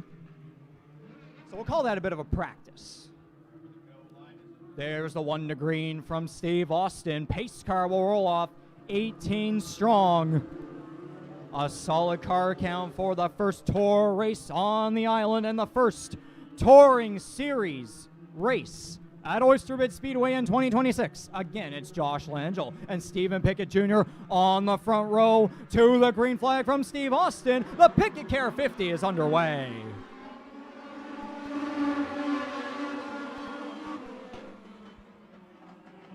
As already, Langell's going to put the block on Pickett Jr. That allows Campbell Delaney to dive down to the bottom and battle it out with Josh Langell to lead lap number 1. Langell's going to get it at the line.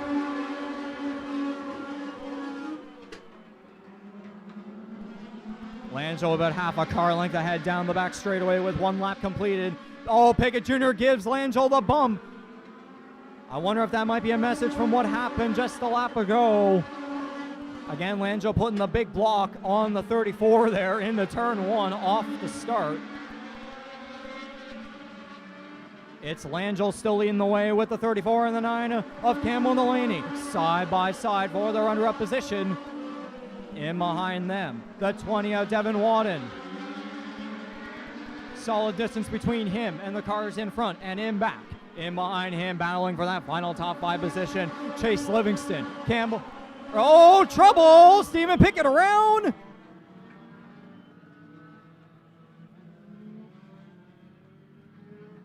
I meant to say Chase Livingston and Daniel Vandenberg. But trouble with 3 laps completed. Stephen Pickett Jr. around.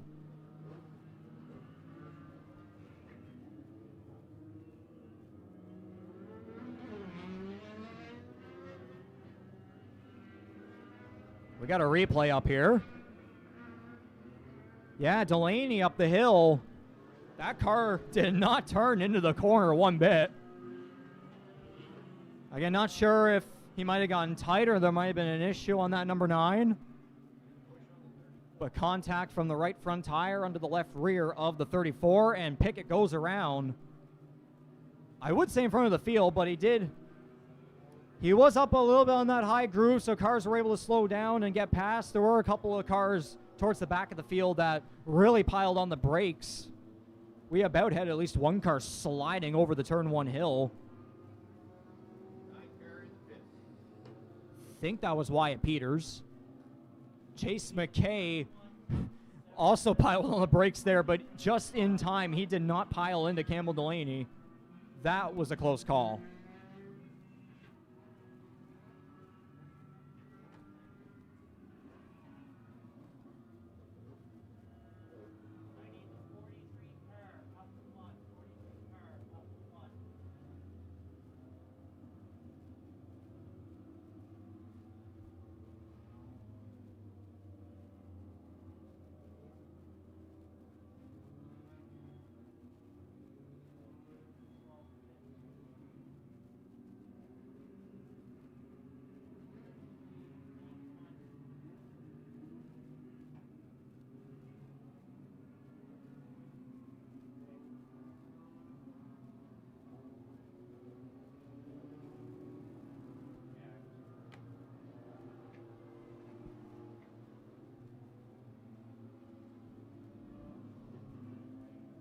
And so, early yellow flag here in the Pickett Care 50.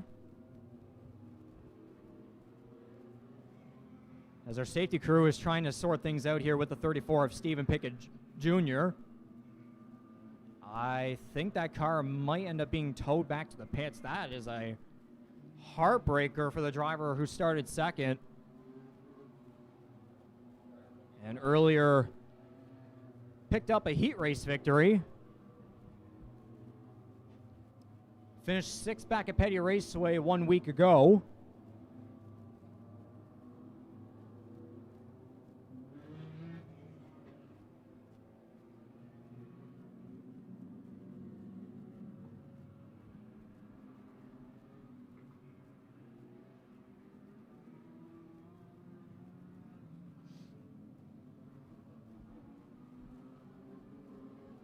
So as we wait for the 34 to be towed back to the pits, I see some Easy Clean Super Late Model Series cars beginning to line up on pit road. I did get a couple of small updates, if I'd even call it that, on the cars that were involved in that turn one pileup that we saw in the first heat race. Ahead of the Universal Truck and Trailer 150. Still working hard at it on the 16 and the 32. The 03 may have been damaged enough where that car might not be competing in the 150.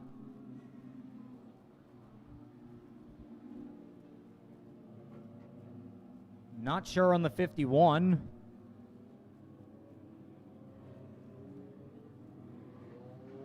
Ada Ken Vincent has the hood up.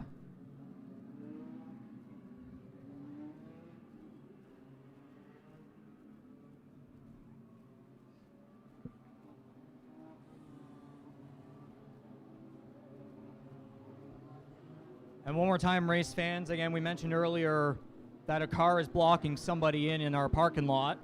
If you own a Lincoln car with a Fair Isle Ford license cover with the license plate 911PY, again, that's 911PY, it's a Lincoln car. If that is your license plate and your car, please move your vehicle immediately. You're blocking somebody in.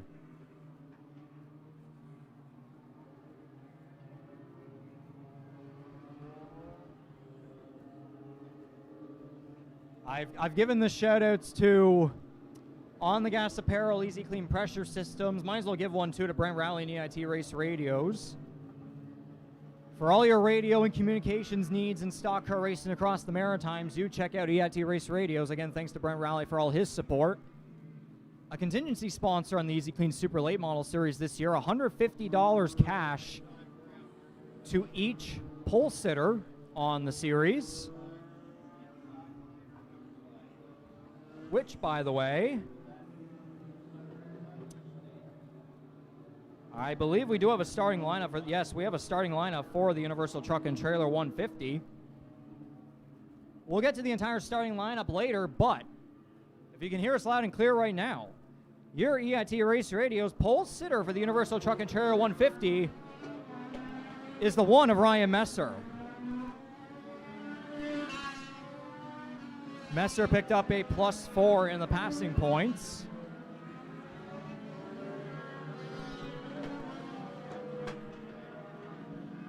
And we will note that the 01 Tan Woolridge, because of his previous win, and this is something that's going to go on for the next 3 races as a part of new rules and procedures for the 2026 season on the Easy Clean Super Late Model Series, Woolridge cannot start any higher than 50% of the field. And with the passing points at play, which could still give him a better position in the starting lineup, despite that penalty, which again, 3 races including today, unless the record gets reset and Woolridge decides to win today. Woolridge starting 12th out of the 22-car field. So he was able to pass a couple positions during his heat race. So while the penalty applies, he was still able to start a couple more positions better in terms of the positions he was eligible to start in. Everybody double file now and going down the back straightaway. They'll come back to the green flag with 3 of 50 laps completed with Daniel Vandenberg and Josh Langell on the front row to the green flag.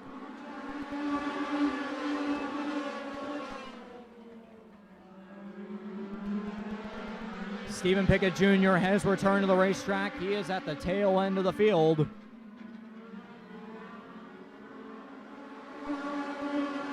All 18 cars still remaining in this one. Single file top three. It's Josh Langell, Devin Wadden, and Caden Tufts. And then Chase Livingston, Daniel Vandenberg, first through fifth. Hunter McKinnon up high in 3 and 4 off the pace. I think he's going to make his way back to the pits. Something has gone wrong in that 07H. I think it might be a loose wheel. That right rear is wobbly. That's not. Oh, we got a car blowing up in 1 and 2. The 07 has gone up in smoke. Caution on the Speedway.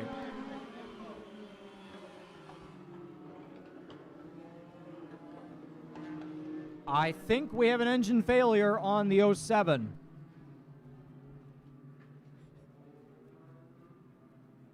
And that's both 07 cars affected by something here. Oh, the irony. Graham Han, father of Kelsey Han, substituting for his daughter, trying to get good points for that Han Automotive 07 machine. As I think he's going to need a push. He's doing the push gesture to our track crew, I believe. And race control wants our track crew to also make sure that about turns 1 and 2 and down the back that there's no fluid on the racetrack. It didn't look like anything had spilled, but always good to check just to make sure that this racetrack is safe for green flag racing. So that's a tough one for the 07. And through all of that, Caden Tufts made his way up to second.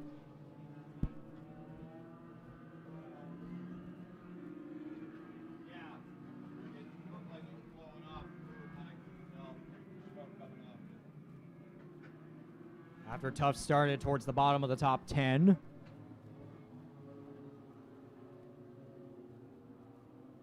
So we've had a couple of delays throughout this one, some incident-related cautions, which some of these ones, ever since that first heat race incident with the Easy Clean Super Late Model Series, has only helped those drivers involved in that pile up to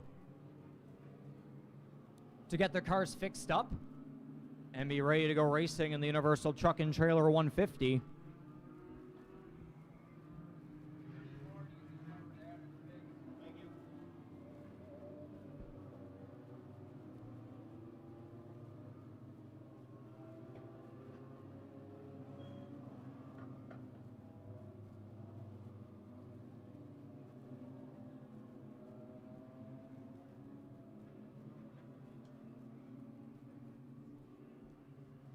Again, race fans, a reminder to head on down to our merchandise booth, pick up your Oyster Bed Speedway merch, and that's also where you can get the coloring books for 01 Motorsports. Again, they have a contest going on Facebook.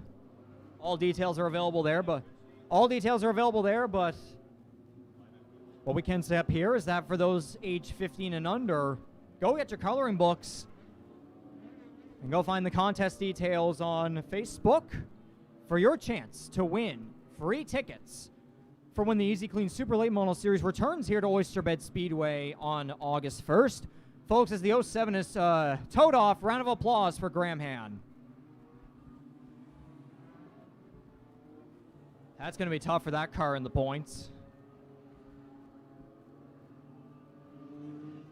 And I know Hunter McKinnon was hoping for a little bit better as well in his first Maritime League of Legends Tour start this year. Again, there was a wobbly tire. I'm not sure if maybe there was an axle malfunction or it was just the tire.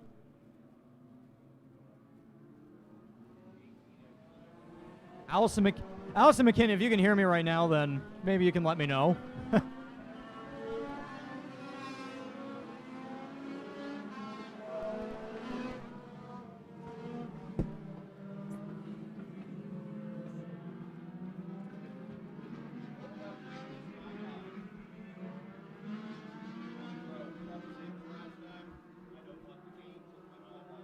One to go. Pace car goes off. Everybody double file.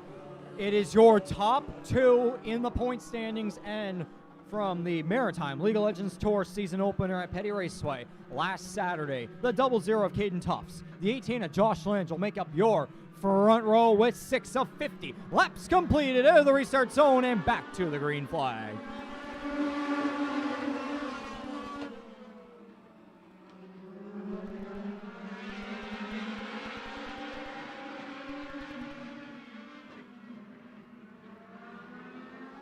Caden Tufts will fully take the race lead ahead of the 18 on that lap. Single file top two. It's Chase Livingston against Devin Wadden for that third and final podium position. Right now it's deja vu for first and second. But if we were to get it all the way through, we'll have to wait on the 9 of Campbell Delaney, who is currently back in the 10th position. Ahead of him, how about Wyatt Peters looking to go back-to-back in the top 10 after a strong run at Petty Raceway last weekend. Remember, Caden Tufts absolutely dominated the Oyster Speedway Legends local season opener back on the May long weekend. Pulled off the victories in the heat, semi, and feature races. And he's won all but one feature back at Scotia Speed World as well. So far looking like a breakout season for that 00 car, who made his first super late model starts last year driving for Wayne Smith and Oval Outlaw Racing.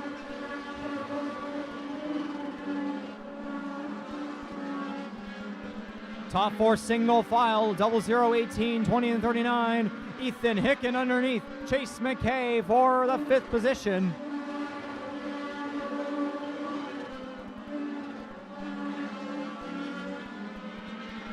As Hicken he's getting that run there on the inside through the corners. The McKay a lot better down the straightaways.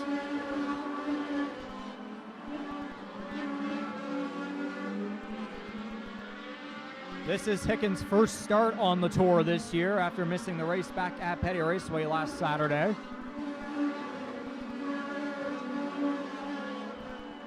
As now we're 15 of 50 laps completed in the Picket Care 50.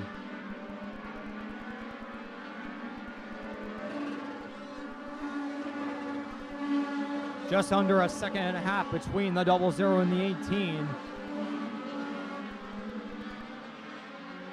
Livingston has cleared the 20 of Devin Wadden for third. Single file throughout basically the entire field right now. 16 cars left on the racetrack. Graham Hand and Hunter McKinnon both out of this one.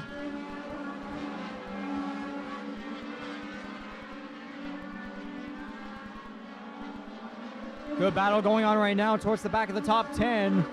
It's Tegan Dempsey, Daniel Vandenberg, and Stephen Pickett Jr.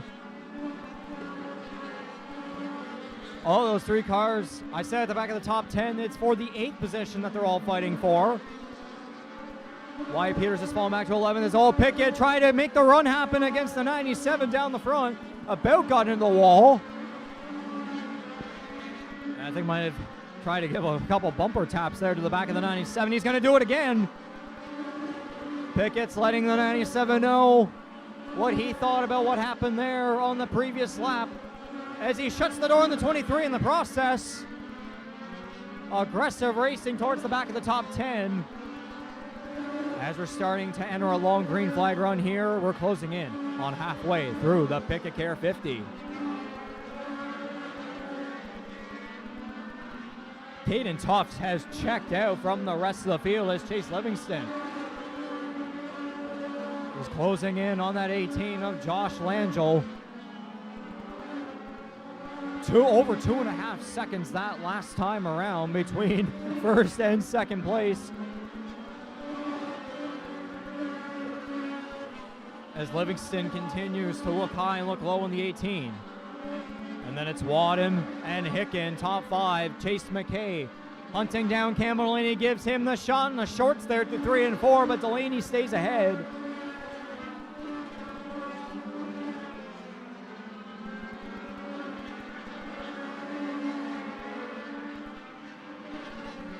As we're now 1 lap past halfway through the Picket Care 50, 26 of 50 laps completed. Caden Tufts approaching lap traffic here. First car would be Simon Doyle, who is trying to get past Brad Wadden. Tufts at a turn 2.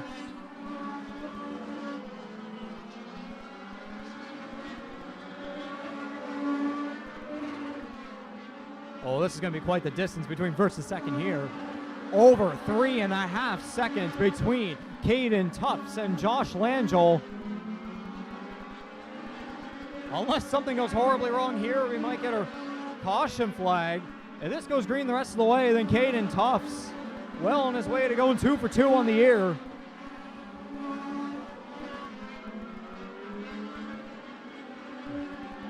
He's only lost 1 feature this season if we count between Oyster Bet Speedway, Scotia Speed World, and the Picket Care Maritime League of Legends Tour.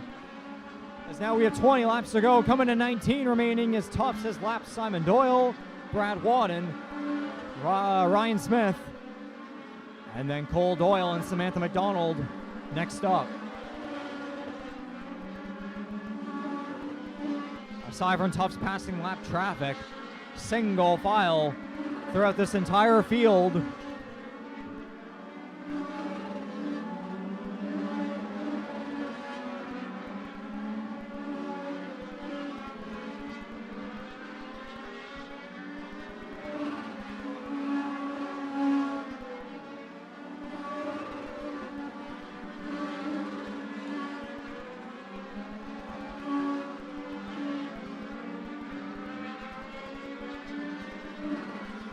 Livingston continues to try and find. Oh, Pickett was loose there in 3 and 4 as he was in the middle of a battle there with Campbell Delaney and Ethan Hicken for 5th place. 9 and a bit of a slide there, but not enough to get into the 5. What a run here at the number 9.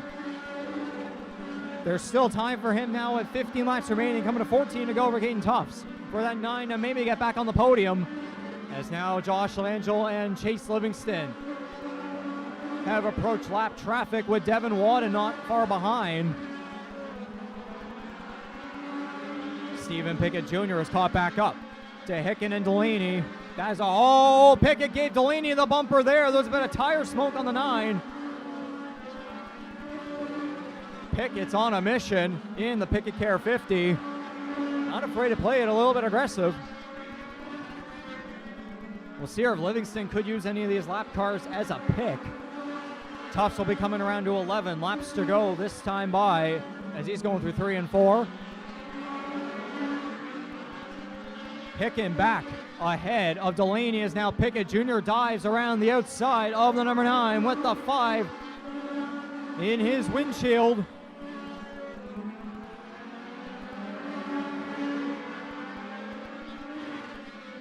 Livingston trying with all his might to find a way past the 18, but has still not been able to make it work as Caden Tufts is coming around to 9 laps to go.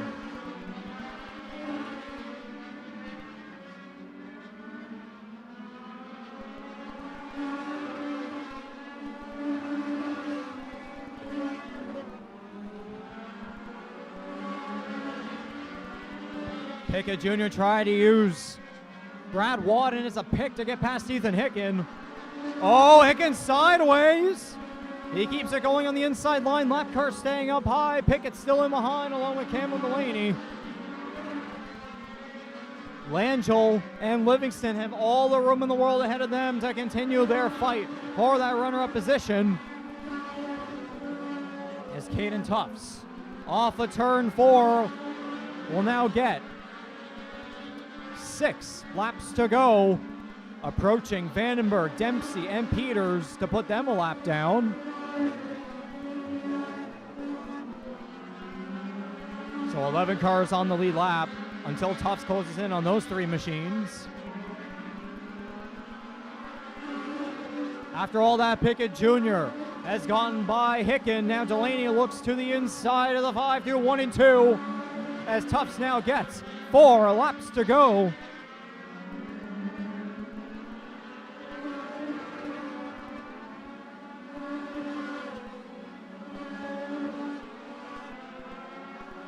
Delaney past Hicken for 6th. Hicken's been battling a loose car on corner exit at turn number 4. Popsicle sticks in the air, 2 laps to go for the 00.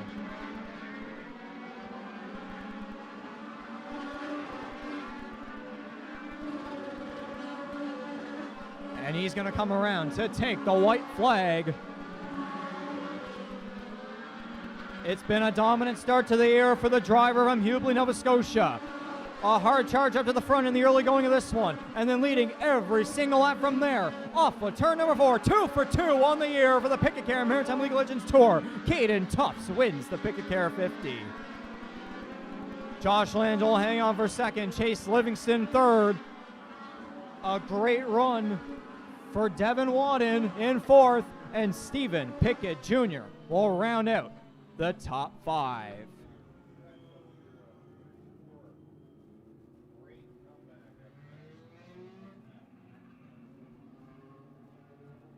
We are going to head trackside and talk to your top 3.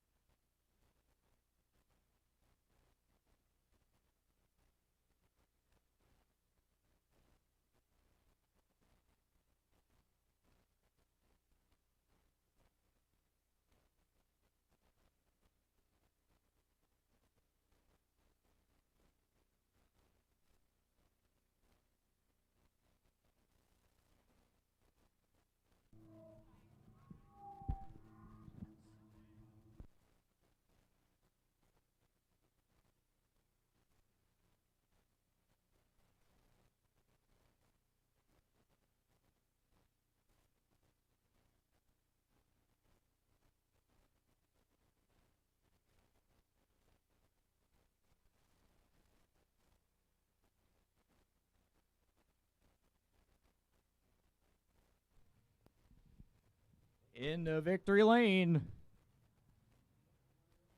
After the Polish victory lap around the high banks of Oyster Speedway, I'm sure Peter Woods is smiling from high above. A late family friend and a former racer at Scotia Speed World. With this yellow and blue memorial livery on the 00, Caden Tufts, he's out of the car, he can hear you now. Caden Tufts, 2 for 2 on the year.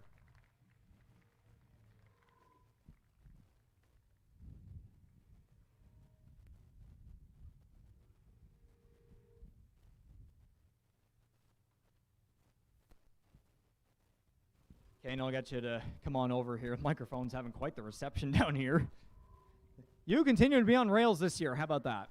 Yeah, not too bad. I think we got a little push there from Peter and one of our other good buddies that passed away last night, Steve. So this one's definitely for him. Glad to be back in victory lane here again. It's always a good time. Second tour win of the year, and it's second round. So hope we can gather a few more up, and we'll be back. Or Nathan will be back here next week. I won't be here, so he'll be running my car. So good luck to him, and hopefully he wins there. Now, at the start of this one, you did have to fight your way up to the front. Talk about that challenge. Yeah, I just tried to be patient as much as I could. I gave a couple bumps, to get a car moving down the straightaway if he had to get moving. But I mean, just patience mostly. I got lucky with that wreck there. I gained a couple spots, so we were just able to get Josh on that restart, and we pulled away from there. And I believe next up, my memory serves correctly, IWK weekend, I believe it is. It might be. I have so many races, I don't know. Somewhere in there, but how are you looking forward to the next one? Hopefully we end up in the same spot. Microphone's having a fun time up there. Yeah, and I'd like to thank all my sponsors, Timberley Beverage Room, Brad Water Mortgages, LBT Pallets, Guys Were Transferred, Nathan Blackburn Race Cars, Troy Bonin Auto Body, Signs by Chris, my grandfather, my girlfriend, Mark, he puts a lot of work into this car, all my family back home, and yeah, Congratulations. thank you. 00 Caden Tufts, your Pick a Care 50 winner, ladies and gentlemen. And now we'll talk to the rest of our podium here. All Nova Scotia for our top three. We'll start the 18 of Josh Langell. First and second to start the year. The pressure from the 39 there, especially through all that lap traffic. Talk about what that was like. Yeah, that was a good race for second. Yeah, thanks for Chase for running me clean. Congrats to Caden on the win again. Sucks to run second, but can't really complain to start off the year with 2 seconds for not racing really at all last year. So can't really complain. Thanks to our crew, Nate, Nick, Gage, CKG Elevator, Merrill Sells Homes, Scotia Wealth Management, Tom and Liz, Merrill Sells Homes. Yeah, everyone that helps us to get here. Congratulations. Thank you. 18 of Josh Langell, second place in the chase. Livingston, third place. Podium finish. You were trying her, and then 18 there. Was there anything different you could have possibly done? Oh, I mean, Josh is a really good driver. He's always hard to pass, especially at a track like this, right? It's really hard to pass here, but I don't know. I think we did good for what we had here today. Caden's really fast. Glad he got another win there. He's really fast. Yeah, I want to thank Mom and Dad and Scott McLean. And now I'm sure this will prepare you to maybe again to feature Race Victory Lane in Oyster Bed local competition next week, right? Yeah, that's right. Congratulations. Thank you. That's a Spring Hill Smoke Chase Livingston. Folks, one more time for your top three in the Pick a Care 50.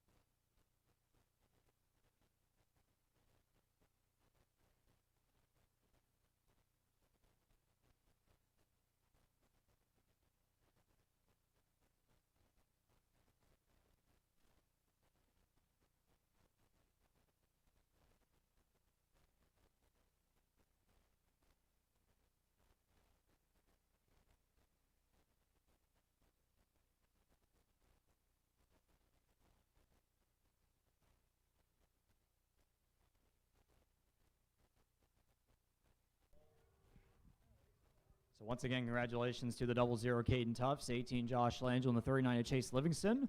The Pick a Care Maritime Legal Legends Tour will be back at Oyster Bed Speedway on Saturday, August 29th on the undercard for the Fork Dairy Industries Maritime Pro Stock Tour. If you want to follow along the tour, their next races anywhere within the Maritimes will be at Riverside International Speedway as a part of IWK 250 weekend on the week of July 15th through 18th. So they'll run a race on Wednesday, and then on Friday night, a pair of 50-lap features. And now, next up, the Easy Clean Super Late Model Series for the Universal Truck and Trailer 150.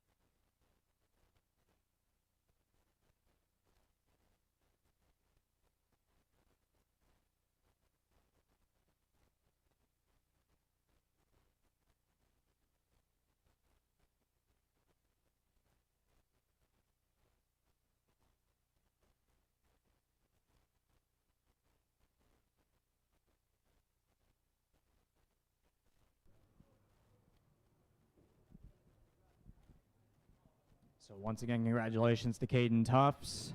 Josh Landell and Chase Livingston, your top three in the Pick a Care 50 for the Pick a Care Maritime League of Legends Tour. Some more fan reminders. Blankets, hoodies, and much more, including some new purple checkered blankets, are in the merch booth. If you want to go on down and check that out. And race fans, let me hear you loud and clear. Are you ready for some super late model racing? Come on, you can be louder than that. This is the first super late model race on Prince Edward Island 2026. Who's ready to see some super late model racing?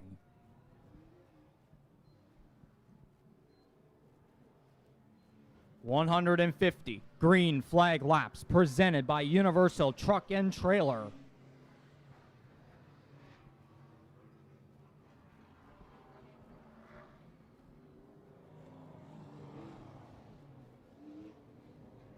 Round number 3 on the 2026 Easy Clean Super Late Model Series season. The first time Super Late Models take to the racetrack in 2026. We're going to do rolling intros for this one.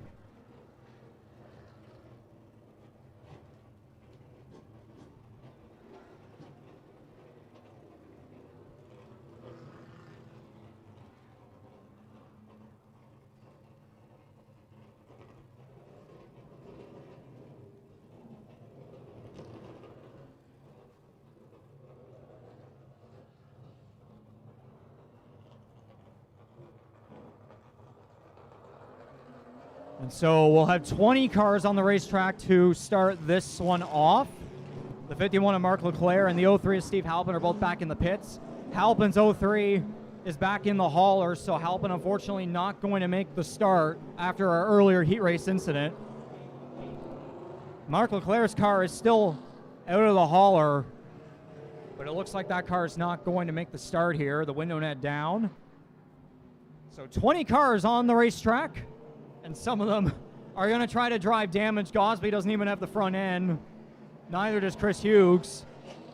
Ken Vincent's car looks a lot better than earlier. But here is your starting lineup. The EIT Race Radio's pole goes to the driver, the number 1 Service Master Clean, Moncton. Car from Harvey, New Brunswick, Ryan Messer. The Racing Construction Beaton Racing number 40, driven by Sherwood's Robbie McEwen. The Petty Raceway number 4, driven by Graham Barishaw, New Brunswick's Michael Cormier in his first super late model start at Oyster Bed Speedway. The 18 Shaw's Towing, Kears Ventilation, and McKinnon Bros Service Center number 18, driving a car that was put together back in 1992 and then bought by the driver and his team in the early 2010s. I went on a hot run on the Maritime Pro Stock Tour. It's Charlottetown's Darren McKinnon, his first start of the year. He's won our last 4 Easy Clean Super Late Model Series races on Prince Edward Island, the last 5 touring races at Oyster Bed Speedway from Jollycare, New Brunswick, and now a resident of Nova Scotia in the Pick a Care Chris Forney Remax and King Competition 83. It's Corey Hall. The Hope City Rasmussen's Auto, New Denmark Auto, number 81, driven by New Denmark's Ian Rasmussen.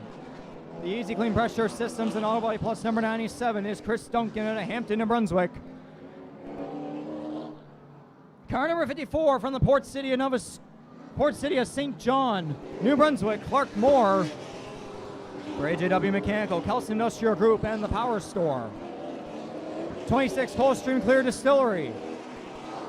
Car driven by Shubenacademy, Nova Scotia's Braden Langell. The 32 East Coast International Super Late Model driven by Chris Hughes at a Stratford, Prince Edward Island. 88 Kevin Moore to Richard Buckdow Road, New Brunswick. 01 of Tan Woolwich for Chris Fournier, Remax, Livingston Steel, and others. Brandon Albert reigning Series Rookie of the Year in the 37 from Summerside, Prince Edward Island. Marcelo Blanc in the 30 from Bucktouche, New Brunswick. Greg Fay in the number 20.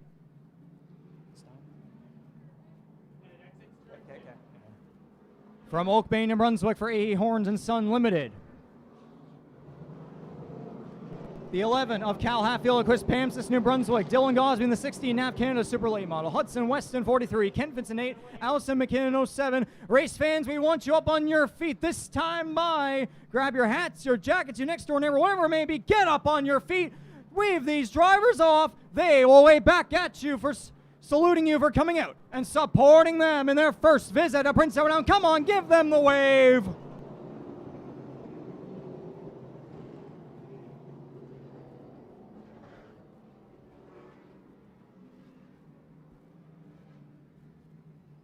Bayview Kenworth on Hudson Weston, and then McKinnon Racing, Oysterbed Esso, Wicked Wrench. McCory's meets on the 07 to get some more sponsors.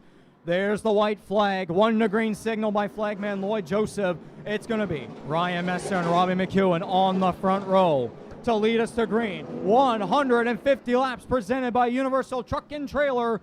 Round number 3 on the year in our first visit to Prince Edward Island. They'll come through 3 and 4 into the green flag. The Universal Truck and Trailer 150 is underway.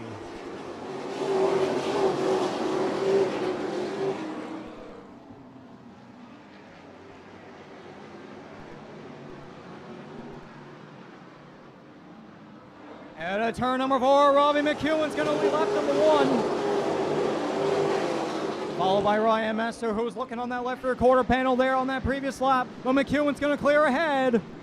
Darren McKinnon slotting into 3rd. Double file throughout the rest of the pack behind them.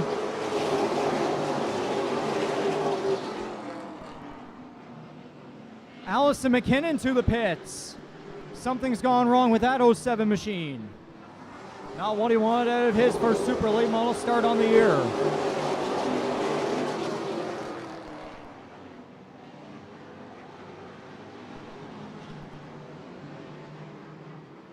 McEwen, Messer, and McKinnon. Darren McKinnon pulling away from the rest of the pack. It's Michael Cormier hanging on. So Braden Langell spins turn 1. Brandon Albert also goes around. Caution. Clam Diggers caution on the Speedway.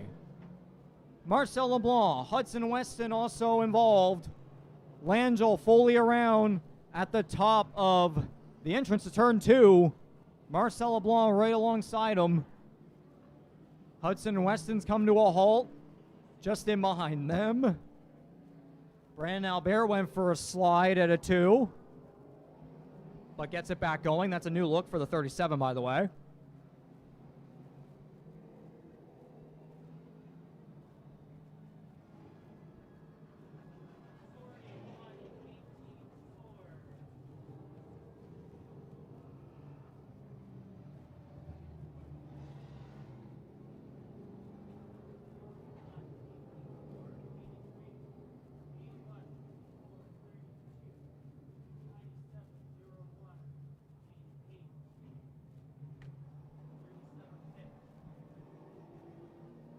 So the first Clam Diggers caution of this event.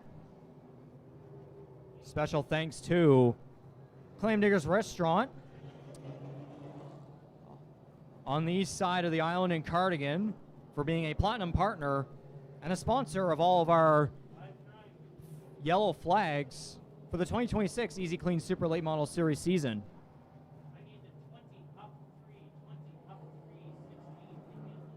For all your best seafood selections on Prince Edward Island, visit Clam Diggers Restaurant. Big thanks to Ken Livingston and the rest of the Clam Diggers crew.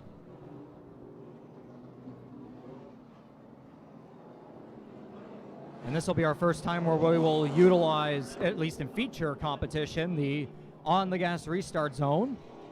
Want to give a special thanks to 5-Star Race Car Bodies, EIT Race Radios, P1 Chassis, aka Peltier Racing, The Joy of Seating, Swift Springs, QA1 Shocks, Long Inca Racing Products, GD Fabrication Race Cars, CRF Chassis, MPI Max Pappas Innovations, King Competition, and Castrol Motor Oil for being contingency partners on the 2026 Easy Clean Super Late Model Series. And of course, Easy Clean Pressure Systems, On the Gas Apparel, Clam Diggers Restaurant, Brightcon Construction as title and platinum partners.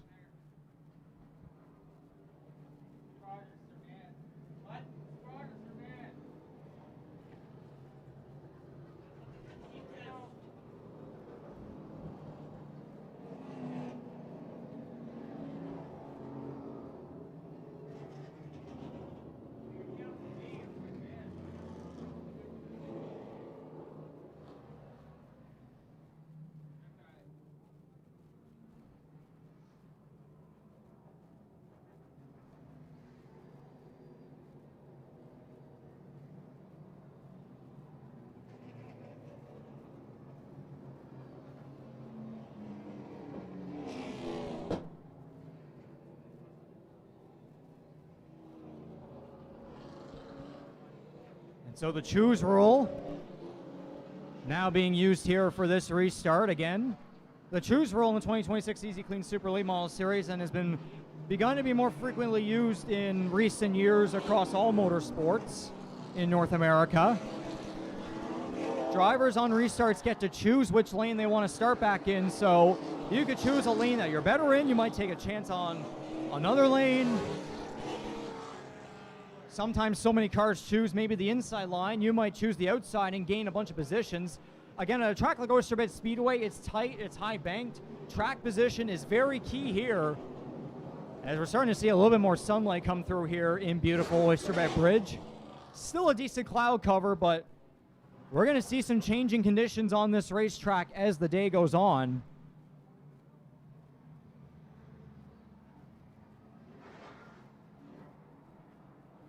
White flag in the air. Robbie McEwen chose the outside. Ryan Messer on the inside. Michael Cormier, Darren McKinnon, row 2. Clark Moore and Corey Hall in row 3. Row 4 is Chris Duncan, Ian Rasmussen, then Tan Woolridge, Chris Duncan, Kevin Moore, Greg Fay, Dylan Gosby, Cal Hatfield, Ken Vincent, Hudson Weston, Brandon Albert, and Braden Langell still remaining on the racetrack. Into the on-the-gas restart zone. Your control car is the 40 of Robbie McEwen back to the green flag.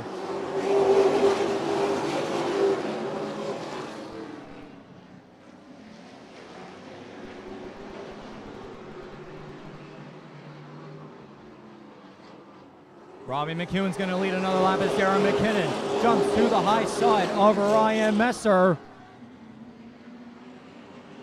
A bit of scrambling through the field. There's some checking up as Brandon Albert has gone off to the pits. Marcel LeBlanc is making his way back onto the racetrack. He went off at some point earlier. He's going to wait for the rest of the field to come through, as Corey Hall has made his way to 4th and is closing in on your top 3. A big launch to the high side of Darren McKinnon, but he's going to fall back in behind at the 18. Now he looks to the bottom. Hall looking for a gap underneath the 18. Oh, Cormier thought about 3 wide under Ian Rasmussen and Clark Moore in the battle for 5th, as the top 4 are starting to pull away. And how about this? Chris Hughes trying to jump his way up to the front without even a front end on his car after the earlier heat race incident. Back up at the front, Corey Hall to the bottom of Darren McKinnon. How many times have we seen those two battling it out here at Oyster Bed Speedway in recent years? 4 cars under a blanket for the race lead as Robbie McEwen still hanging on with 10 laps completed. McEwen driving a new-to-him Fury car in a new King competition partnership that began this past off-season.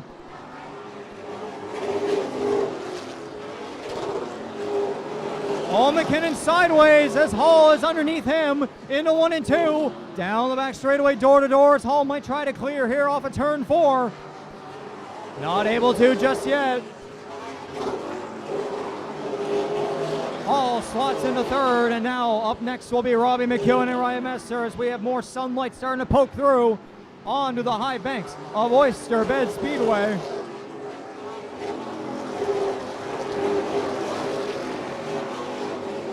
Hall around the outside of Ryan Messer down the back into 3 and 4 as McEwen's going to come to 14 laps completed.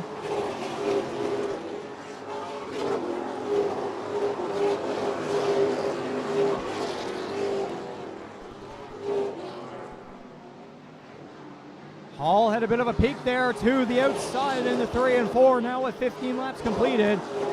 Stuck in behind the 40. Anybody remember this from last year's Island Construction 200? McEwen leading the way. Corey Hall from about midway through the pack up to the front within about the first 20 laps. Might be seeing a little bit of deja vu here, except in 150 lap competition. Here comes Corey Hall to the outside. Door to door down the front straightaway. I think Hall led that lap. Yes, he did by 13 one-thousandths of a second. 17 laps completed. Corey Hall, Robbie McEwen, side by side through 3 and 4. Coming back to the line, Corey Hall will take the lead. And just like that, it takes 18 laps for car number 83, the Remax Balloon, to inherit the race lead. Now he might try to pull away with this one. And remember, we don't have any competition cautions on the Easy Clean Super Late Model Series. So very well, this thing could go all the way green from now to lap 150.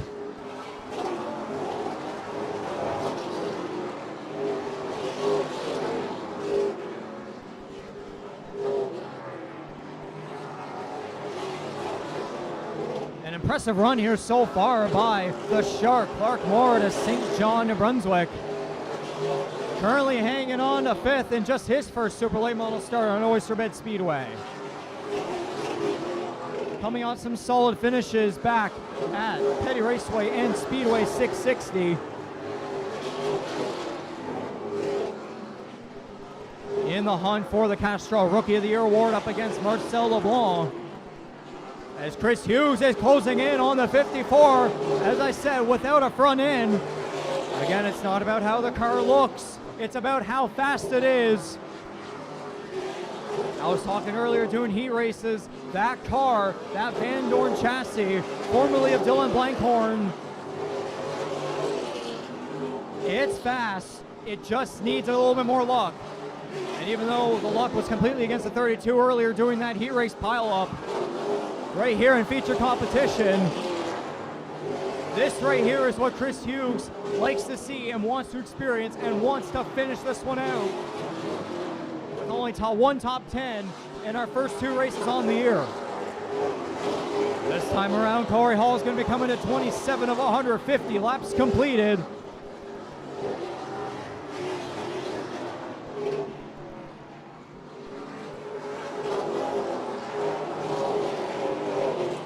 McEwen and Messer have stayed close to him. We'll see this time by what the difference is between the 83 and 40. On live timing and scoring, it's half a second.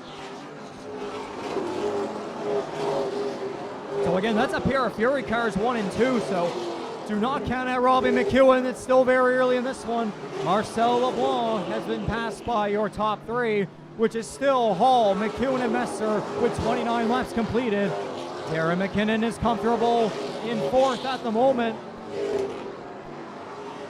He's coming off of turn 4. And now Clark Moore is out of the 4th corner. Still hanging on to that 5th position.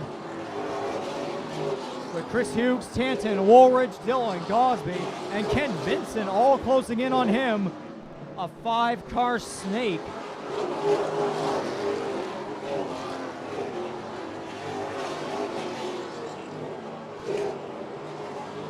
Tanton Woolridge had to start back in 12th as a result of his penalty from winning our previous event of Speedway 660.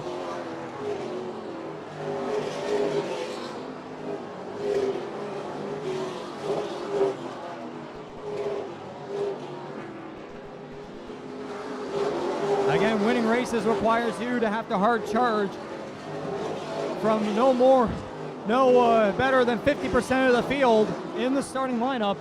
As he's underneath Chris Hughes with Dylan Gosby and Ken Vincent following in behind. That is the battle for 6th. So Woolridge already up 6 positions from where we started. Gosby now underneath the 32. We have a pair of, I guess you could call them modifieds, open wheel modifieds. Battling it out for 7th. Now Ken Vincent to the bottom of Chris Hughes. Greg Fay following in behind. Greg Fay almost crapped the podium here at Oyster Bed Speedway last year in the Universal Truck and Trailer 150. A 4th place finish. It was his best career run on the series until he finished runner-up with us at the Easy Clean 150 at Speedway 660 2 weeks ago. Oh, as your top 3 are having trouble getting past some lap traffic, Cal Hatfield and Kevin Moore were side by side. Now they're back to single file. But a little bit of work had to be done. All that allowed Robbie McEwen and Ryan Messer to close back in on the 83 of Corey Hall. As the top 3 are now going to get by the 11 and the 83 just fine. Tanton Woolridge all over the back end of Clark Moore, and now he looks to the inside. The battle for 5th rages on down the back and through 3 and 4, now with 40 of 150 laps completed. You got 6 cars fighting hard fifth, excuse me. That's a pair of young drivers up against 4 Maritime Racing veterans. What a sight this is.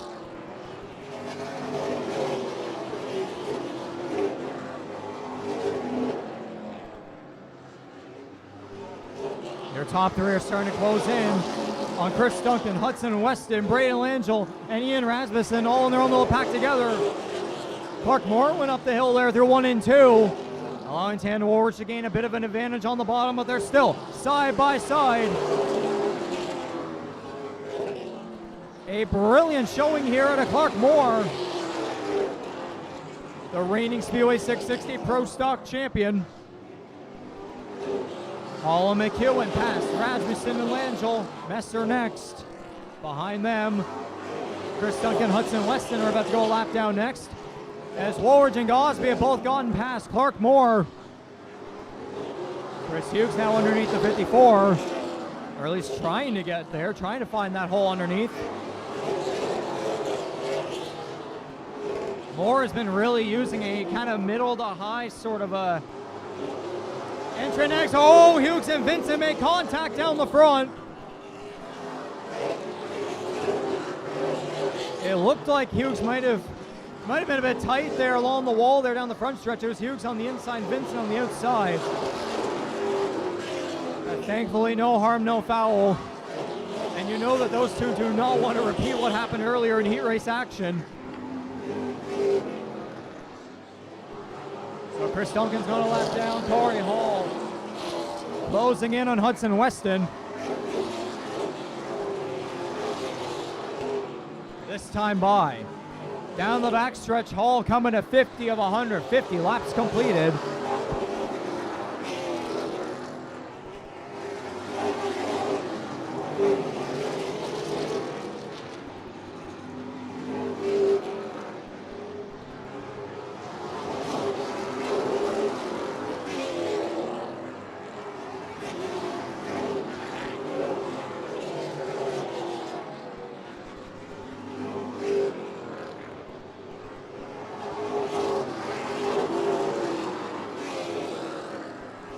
Hudson Weston around off of 4. There was something there with Robbie McEwen and the Clam Diggers caution on the Speedway. McEwen was trying to get past Weston there through 3 and 4. McEwen went up high. Weston was still there. That 40 car might have gotten a little tight. And then the 43 really had nowhere to go, kind of backed off, but then that car lost the back end, and Weston, he almost put that right rear into the outside wall, but spun down to the grass. There were a couple of cars that were close there in behind, but thankfully no one more involved in that one.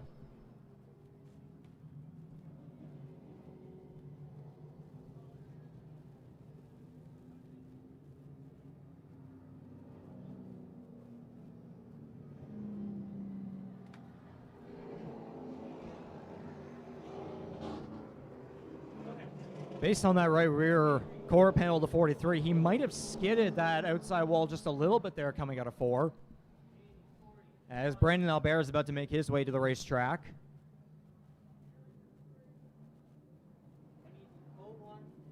Timing scoring has him 43 laps down. Ian Rasmussen went to the pits and now has made his way back onto the track. 51 of 150 laps completed, with Corey Hall, your race leader, as race control is trying to sort things out.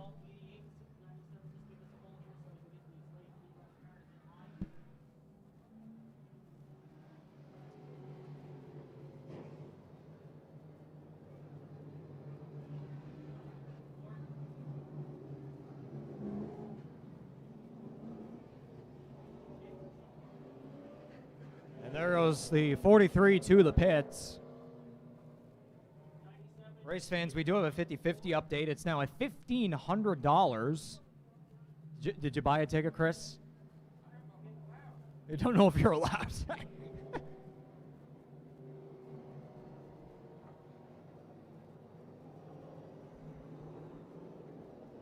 Anyway, as I was saying, yes, 50-50 is now at $1,500.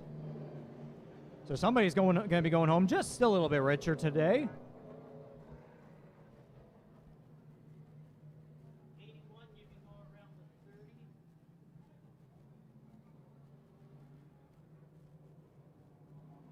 A reminder that we'll be back in action here at Oyster Speedway next Saturday, June 20th at 6 o'clock p.m. for the 5th annual Remax Rumble. That is the marquee event on the year for our Morwell Drawing Outlaw division. It'll be a pair of 40-lap features with $1,500 on the line. 26 can pick up in behind the 81 in front It's of become now basically the biggest Honda race in the Maritimes.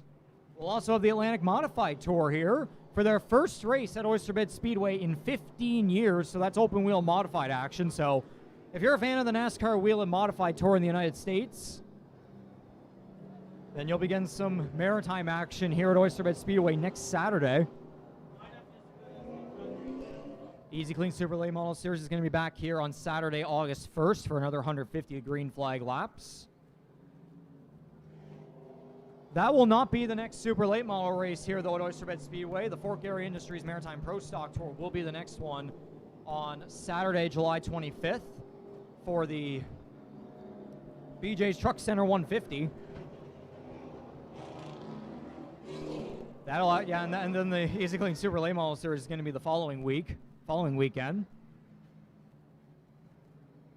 So back-to-back weekends of Pro Stock, Super Late Model action, whatever you want to call it. They're basically the same car.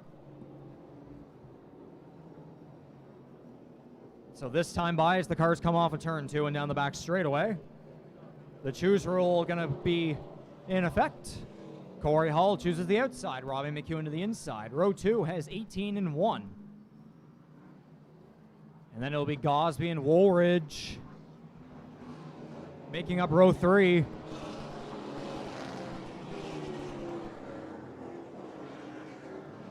Clark Moore and Chris Hughes, row 4. And then Ken Vincent and Chris Duncan. And everybody else will get in where they chose as Hudson Weston makes his way back to the racetrack. I believe he will still be on the lead lap.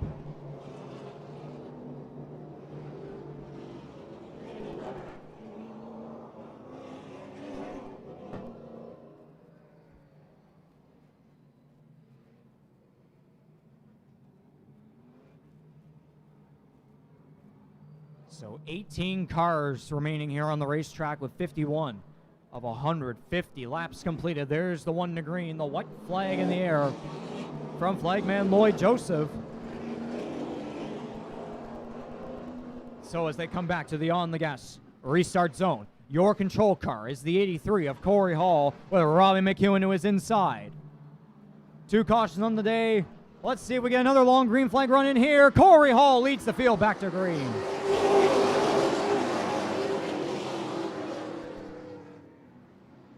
And McKinnon did have the look there to the inside of Robbie McEwen.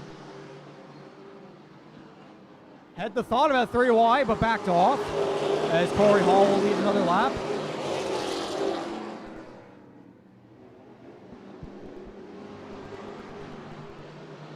It's Hall in front of Robbie McEwen and Ryan Messer side by side for position number 2. In behind them, Tanton Woolridge against Darren McKinnon. Woolridge looking to go from 12th to 4th here from where he started this one.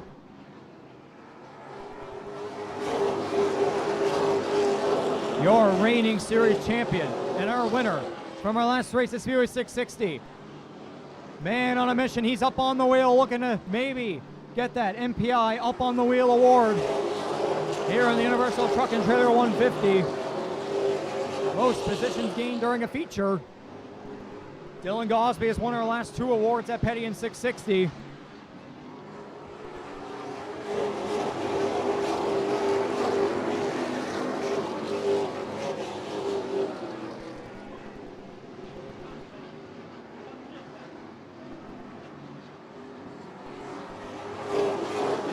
funny enough, Cosme might be in contention for 3 awards in a row because he had to start back in 20th.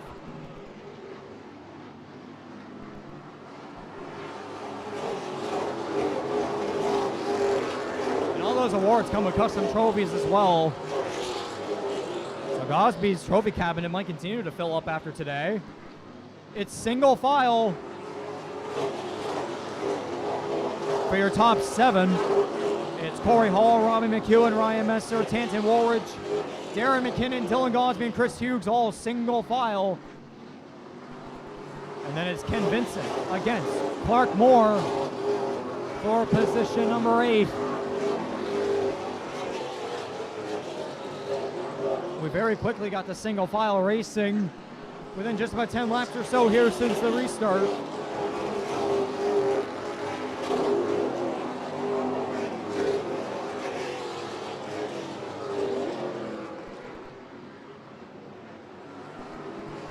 And as we saw over this last green flag run, McEwen not letting Hall get away.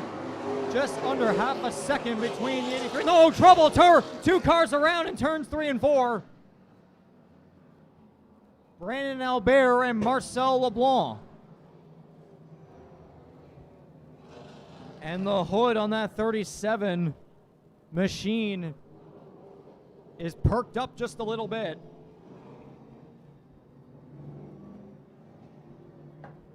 I did not get an eye on what went on there through 3 and 4. But that's the third clam digger's caution on the Speedway.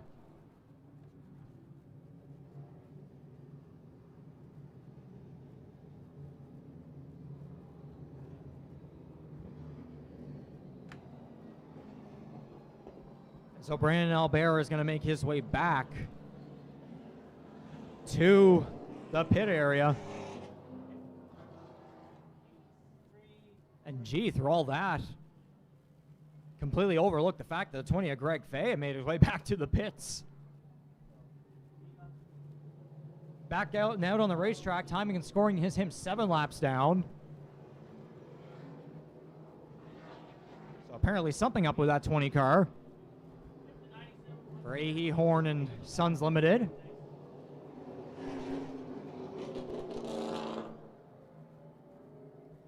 And currently 10 points back at Tan Woolridge in the 2026 championship point standings.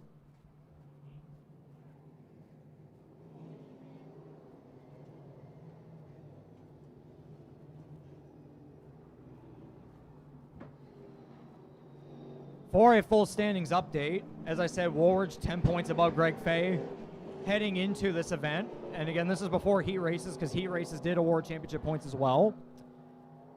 Dylan Gosby and Ryan Messer are currently tied for 3rd in the championship with 182 points each. That's 14 points back of Woolridge. Oh, and this one's going to be a heartbreaker to say. Steve Halpin was in 5th heading into today's race. 19 points back of Woolridge. And yet the fact that he wasn't even able to start the feature because of that earlier heat race wreck. That incident and not being able to start the Universal Truck and Trailer 150 is no doubt going to drop Steve Halpin a ton in the points. Hudson Weston is 6th at 24 points back, and then it's Braden Langell 7th at 26 back, and then Chris Hughes, Chris Duncan, and Devin Snell round at the top 10. I'm sure the 10 of Devin Snell is going to become overtaken as well. Obviously not racing with us here today. Hopefully we'll have him back at Speedway 660 for another 150 lap feature on Saturday, July 4th.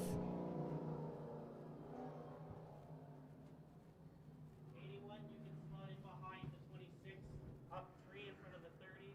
30, you're going to go to the back. As the next race on the 2026 Easy Clean Super Late Model Series schedule, by the way, yes, Saturday, July 4th, back in the Gary Woods in Gary, New Brunswick at Speedway 660.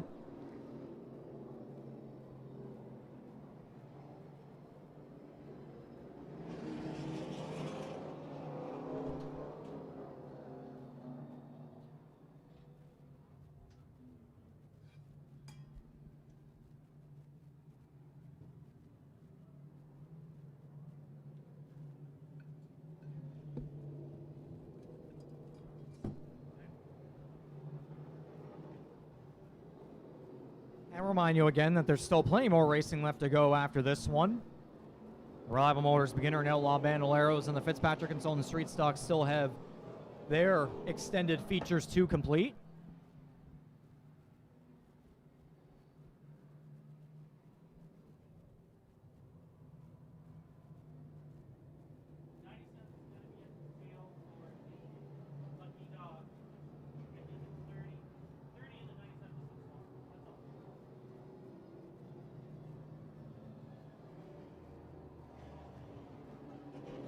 As race control continues to sort things out, and yeah, we have the Shaw's truck out in turns 3 and 4 to make sure the track is good to go. Yeah, it looks like a piece of debris was hanging up there on the high banks. But want to shout out our race title sponsor once again, Universal Truck and Trailer, and all the staff employees who are here with us watching the show. And I believe one of their staff even has a drone going up here somewhere in the air. But of course, Universal Truck and Trailer. They're headquartered in Dieppe, but located in Dieppe, St. John, and Charlottetown. It's Atlantic Canada's largest heavy-duty truck and trailer dealership. Their Charlottetown location supports Prince Edward Island's commercial transportation needs. They're open Monday through Friday. You can visit them at 149 Sherwood Road. Visit them online at universaltruckandtrailer.com. And I know they had a recent sponsorship deal, a meet and greet, barbecue, all those cool things back on Friday afternoon. We had Darren McKinnon and Randy Miller take their cars out to that ordeal.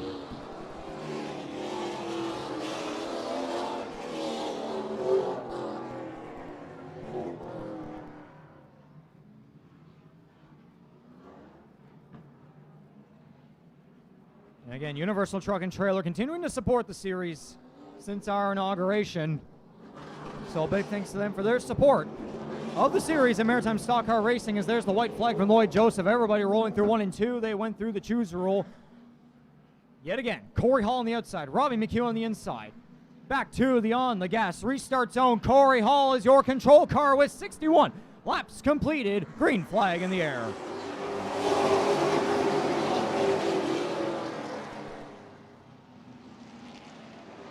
Everybody calmly through 1 and 2. Corey Hall now with the jump through 3 and 4, and we'll clear back ahead of McEwen and Messer at the line.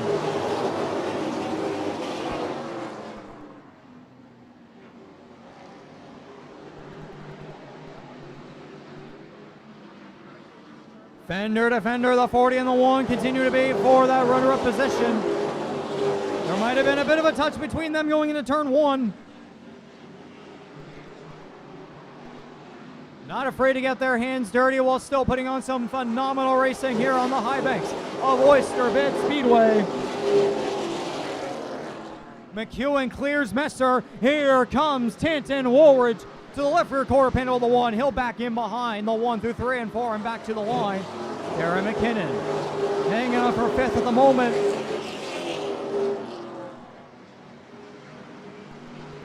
Top 10, 11, 12, 13 single file.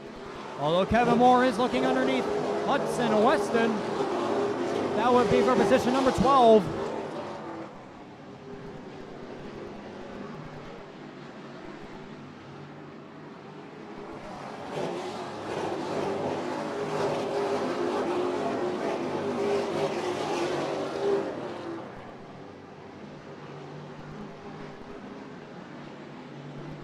Now it's 68 of 150 laps completed.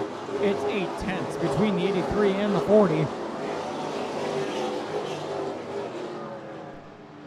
I give that about probably 3 or 4 car lengths at best.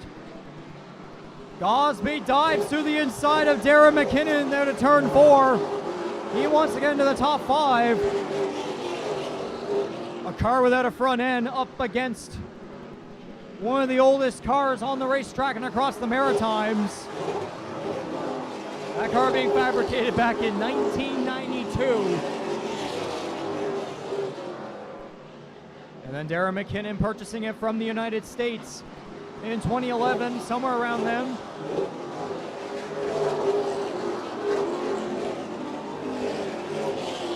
That car has seen its fair share of visits to victory lane.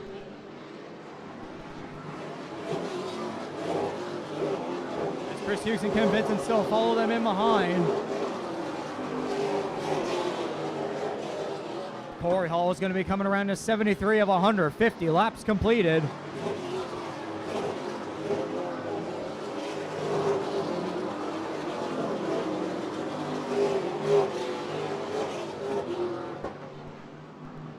Towards the back of the top 10. Clark Moore in 9th. Michael Cormier doing pretty solid here in 10th place.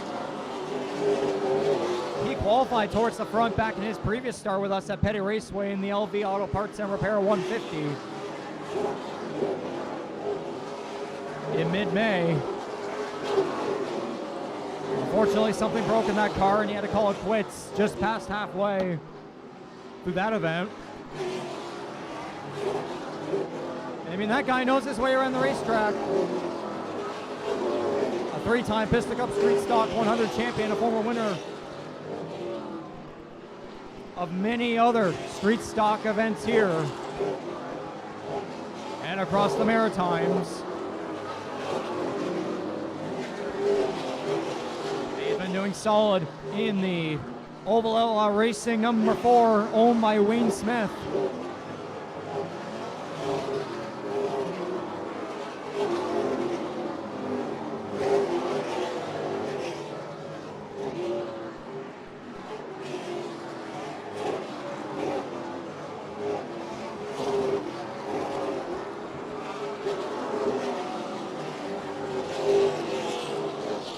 Corey Hall will now come to 80 of 150 laps completed. And through all that, Dylan Gosby has passed Darren McKinnon into 4th, or 5th. And he still has to get to Woolwich for 4th.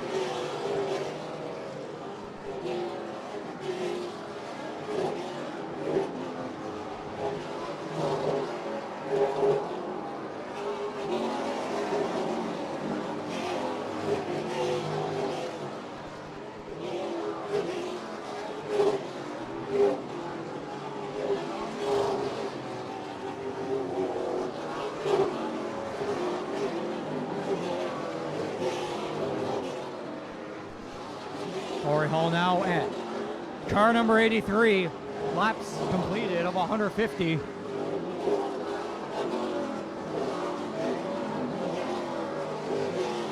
We got most of the battles at the field now going on more towards the back of the pack. Cal Hatfield against Braden Langell for 14th.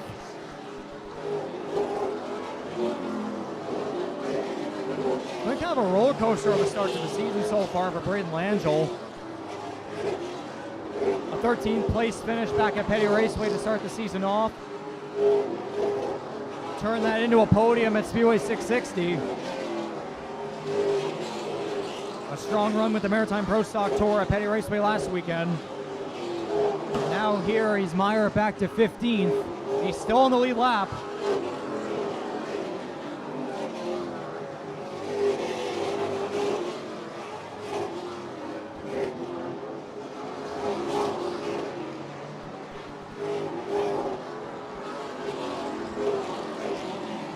Gosby is reeling in Tanton Woolridge for that 4th position. Gosby wants to go 2 for 3 on the podium this year. Cracked it back at Petty Raceway. And Speedway 660 just fell short with a 4th place finish. But nonetheless, very, very strong runs for our inaugural series champion. As Corey Hall and Robbie McEwen are picking their way through lap traffic, Ian Rasmussen, Braden Langell, and now Chris Duncan. Hall now at 91 of 150 laps completed. 59 laps to go in the Universal Truck and Trailer 150.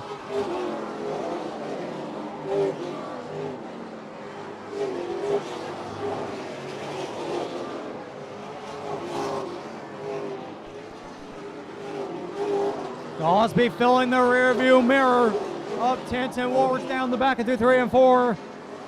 coming back to 93 laps completed.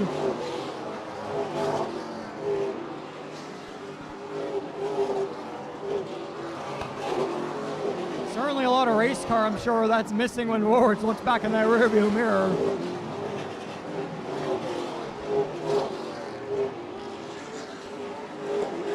But again, the car can still run. It was not damaged to the point where that car cannot compete. And even without that front end on there, and a little bit of tape there around that number 16 Nav Canada machine, that thing has been doing unbelievably well, as he has been for the whole season thus far.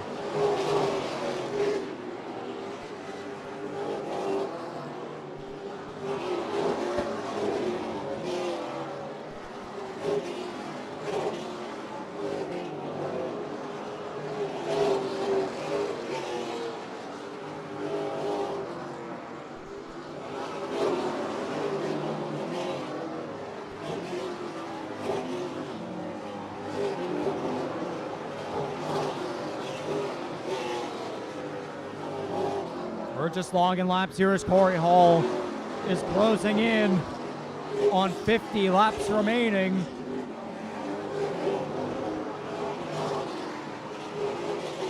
Another long green flag run.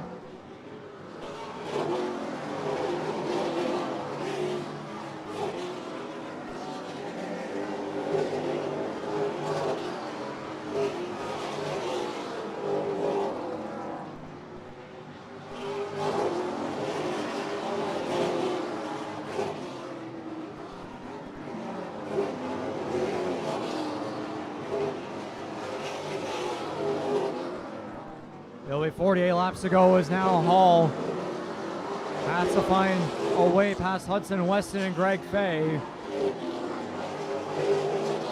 And we're not talking lap traffic, and we're talking about just the cars on the lead lap on their own. It's basically free real estate for Hall, McEwen, and Ryan Messer.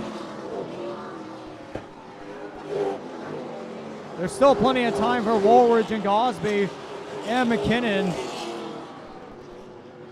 to pick about a couple hundredths, maybe a tenth in there, on the one of Ryan Messer for that third and final podium position. Off the four and coming back to the line, Corey Hall will now have 45 laps to go in the Universal Truck and Trailer 150.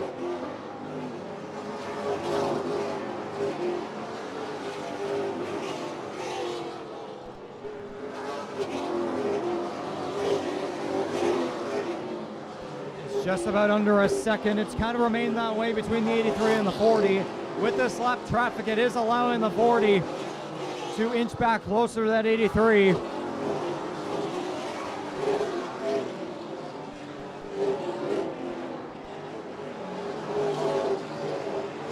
But there's going to have to be just a little bit more that 40 car needs to find to be right on par there with the 83. Oh, Gosby gives Woolworth the bump there off of turn 4. Right front tire got into the left rear of the 01 out of 4. Now down the back straightaway. They're side by side with the 88 Kevin Moore ahead of them.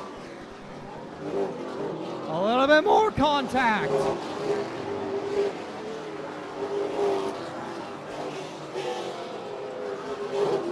Okay, Gosby backs off. Woolworth stays ahead though. Smart decision to allow those guys to at least be able to get past the 88. And all that has actually allowed Darren McKinnon to reel them back in.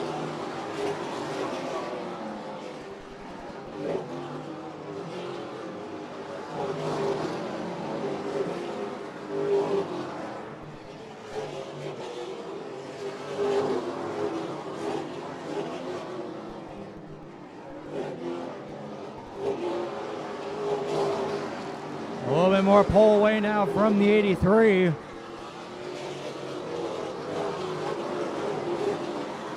This will be soon at 35 laps to go in the Universal Truck and Trailer 150.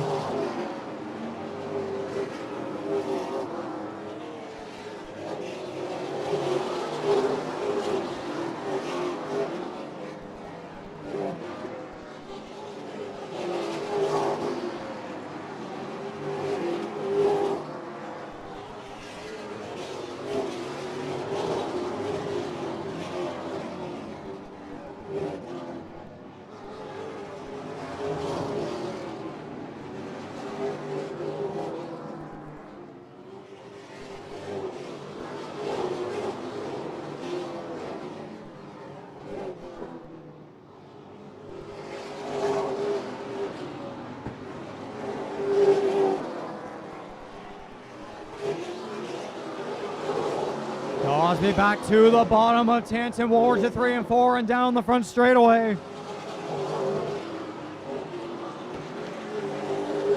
Gosby keeps poking. I don't even know if I want to say nose at this point, but he's peeking that 16 underneath every chance he can get. But Woolridge still with better corner exit, the middle of the high. And that's going to allow Darren McKinnon to maybe have an opportunity here to capitalize maybe on the both of them.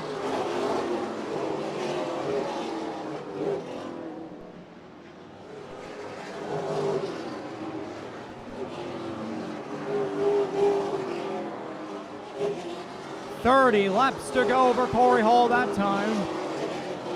It still remains the 83, 40, and 1, your top three. Tanton Woolridge just fighting hard to stay in that 4th position against Dylan Gosby and Darren McKinnon.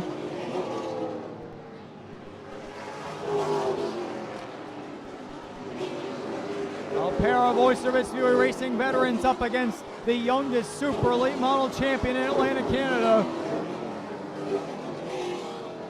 A little contact there again between the 01 and the 16 out of 4. That 16 is not afraid to get his hands dirty against the young Tanton Woolridge. Another touch again. Darren McKinnon in the catbird seat.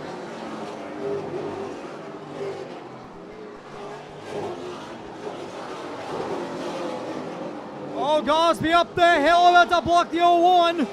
The 01 had to back off on that one. The 16 way up the racetrack. Dylan Gosby will clear in a 4th. As now Darren McKinnon and Tanton Woolridge are going to be side by side for 5th. McKinnon will clear to turn 2.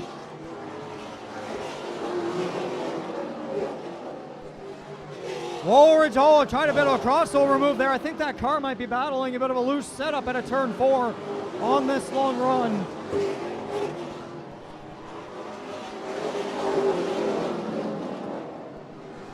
But after 2nd and 1st place finishes for that 01, might be a finish outside the top 5 here in today's Universal Truck and Trailer 150. As Corey Hall continues to log laps, pick his way through more lap traffic. He'll now be at 21 laps to go.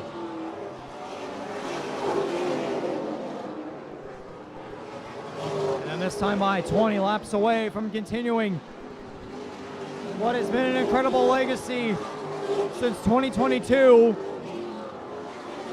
Between 2022 and 2025, between the Easy Clean Super Late Model Series and the Maritime Pro Stock Tour, 7 victories here at Oyster Bay Speedway, becoming the all-time winningest Pro Stock / Super Late Model Touring winner here in Oyster Bay Bridge.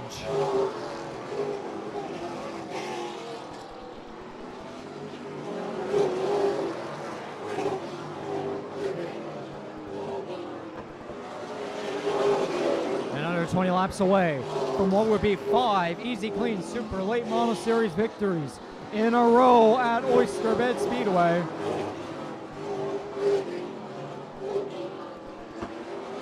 He swept all of last year. He swept all of 2024. We'll see if he can maybe have 3 years in a row with the broom out against the rest of the field. But we still got some decent time until the final lap of this one.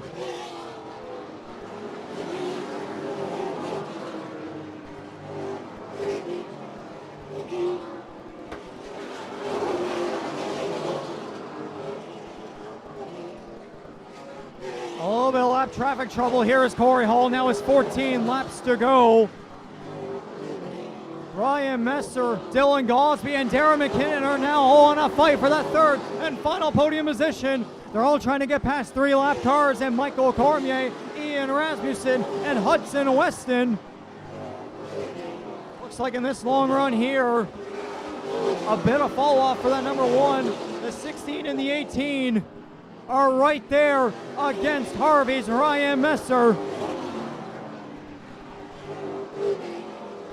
You know how bad Messer and his team want to get back on the podium. While Messer does have back-to-back top fives to start off the year, that team wants more. They expect to be in winning contention every single week.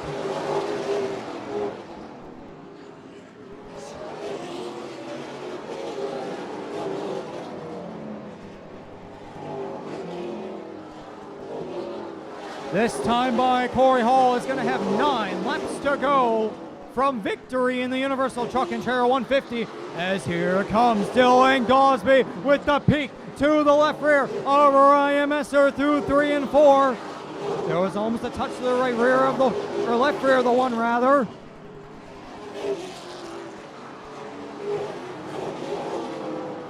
Right now, Corey Hall and Robbie McEwen look comfortable. In position 22, Gosby sent Messer up a little bit. The one was sideways. Side by side, door to door for that final podium position. Gosby again up the hill, Messer sideways. The one keeps it going straight. And now Messer will look back underneath the 16, but Gosby with a better run at a turn 2.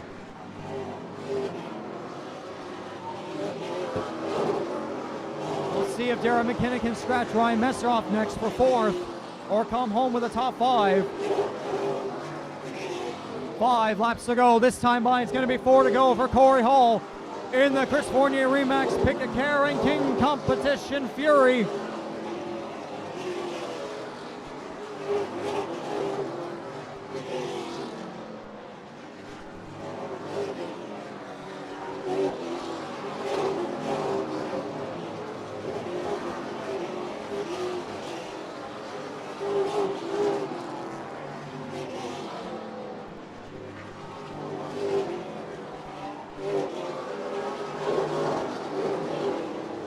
There, the popsicle sticks in the air. 2 laps to go over Corey Hall. And this time by is going to come around and take the white flag. 1 lap away from 5 Easy Clean Super Elite Model Series wins in a row at Oyster Speedway.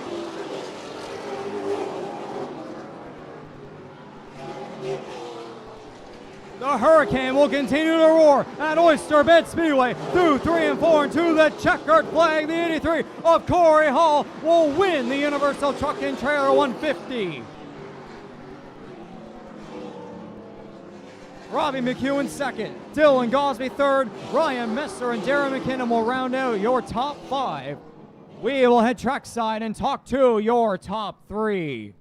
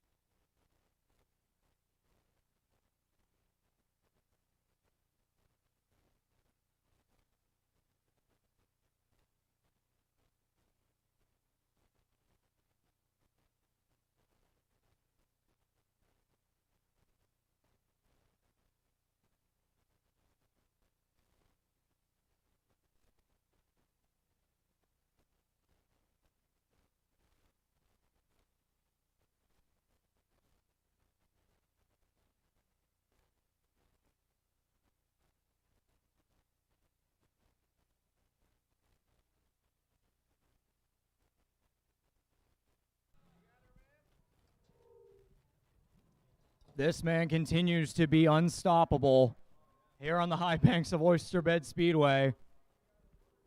That's now 8 career touring series victories for the driver from Jolly Kieran, New Brunswick, and now a resident of Nova Scotia.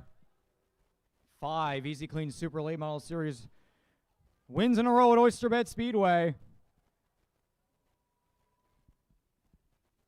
As soon as he grabbed the lead, about roughly 20 laps in, he dominated the rest of the way. It's Corey Hall, your winner.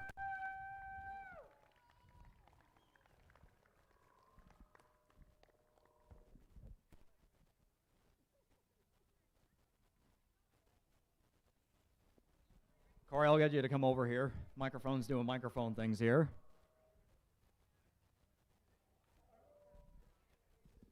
Well, the hurricane roars again. How about that one? Yeah, I mean, and we unloaded this morning, and we were not very good at all. And I was quite concerned about what we had, and I didn't really know where the track was going to go. So just kind of stuck with what we had and hope that it was going to get sunny for once. I mean, that was kind of the plan. So luckily, we lucked out in the heat race and got to start on pole and win that. And then we kind of worked our way up through the field. It was dicey there for a little bit early on, and then was able to kind of get a gap and manage it from there. Robbie kept me very honest, and congrats to them on second. It's really cool to have another, well, and obviously Dylan now in third. I seen him pass Messer there at the end. So cool for King Competition to get a 1, 2, 3, and cool for this team. It's the first race that my dad spotted for me. So we got the win, and that was cool. So huge thanks to all my sponsors, and obviously Universal Truck and Trailer for putting on this event. Yeah, obviously a tough outing back at Scotia Speedway last month. Of course, there was a lot of work to put into this car to get it back going here and to get the job done here, right? Yeah, I mean, it's huge, right? So obviously thanks to Colin, Andrew, and Jonathan for slaving at this thing and getting it, helping me get it back together. And obviously the shop and use of all that equipment makes a big difference. So we wouldn't be able to do it without that for sure. So huge thanks to everybody. Big day for King Competition. We love to see it. So the recovery run by Gosby is insane, right? Exactly. Where will we see you next here at Oyster Speedway? Oh, we'll be at the next one. Can't miss one. All right, congratulations. Thank you. That's the 83rd Corey Hall, your Universal Truck and Trailer 150 winner. And we got second and third, all Prince Edward Island. Let's start off. How about Robbie McEwen in second? Strong run. How about that? Yeah, no, we're pretty happy with that. I thought maybe we could have had something for him there, but he just got through traffic better than us, and we just got a little free there at the end of it. But overall, we're happy with the second race of this car. It's a lot to learn, a lot on my part too. Just kind of got to drive it a little different, and no, we're pretty happy with that. Just building the notebook, and I think the next time we come back here, hopefully we'll have something for him. Talk more about this partnership with King Competition. How has it helped fuel you to become a better driver? Oh, big time. Just I mean, their record speaks for itself. You know, and with Colin helping us and having Andrew here today, us as a team learned a lot. So, like I said, we're happy to be here and be part of their operation and just have an awesome bunch behind me, and we're looking forward to the rest of the season. Who gets a thanks on this number 40 car? Who helps make it happen every weekend? First, I couldn't do it without R&L Motorsports for making this happen with this car. Beaton Racing for all their continued support. We got Ryson Construction, Fitzpatrick Consultant, Shediac Bridge Auto Repair, Island Auto Supply, McLean's Garage, JS Plumbing, McComb Septic. I think we got her all. Just have some really good supporters this year. Dan McGrath, couldn't do it without Dan's help. Just a great bunch of partners, and we're excited for the rest of it. See you back here in July? Oh yeah, we'll be back for the rest of them, that's for sure. Sounds good. Congratulations. Right, thanks. 40 Robbie McEwen, your second place finisher in the Universal Truck and Trailer 150. And how about this? Without a front end, the 16 and Dylan Gosby, third place. Well, something happened. Yep. Drove the wheels off her and got to third. Yeah, exactly. Talk about that run without the front. I mean, again, I sat up there in the tower. It's not about how the car looks. It's about the speed in this thing. And, wow, the charge from the back to the front here. Talk about that one.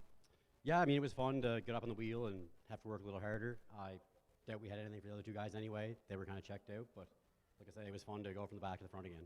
And I know you had to play it a little bit rough there with Tan Ward's, but, I mean, you're going for a podium finish there. That was a lot of hard racing there. Oh, settle down now. I don't think that was too rough. Hard-nosed racing, right? It was a race, man. Yeah. Who gets the thanks on this 16? We got lots of sponsors, man. I can't even think right now. I just got to thank all the guys for busting their ass to get the car back out in the track after we tore it up in the heat race. We got Clam Diggers, Nav Canada, Pick a Care, Heinz Pavement, Chapman Brothers, and I'm probably missing some people, but there's a lot of people that make it happen, man. All right, we'll see you back at Speedway 660 in July. Congratulations. Yes, sir. See you later. That's the 16 and Dylan Gosney. One more time, folks, your top three in the Universal Truck and Trailer 150.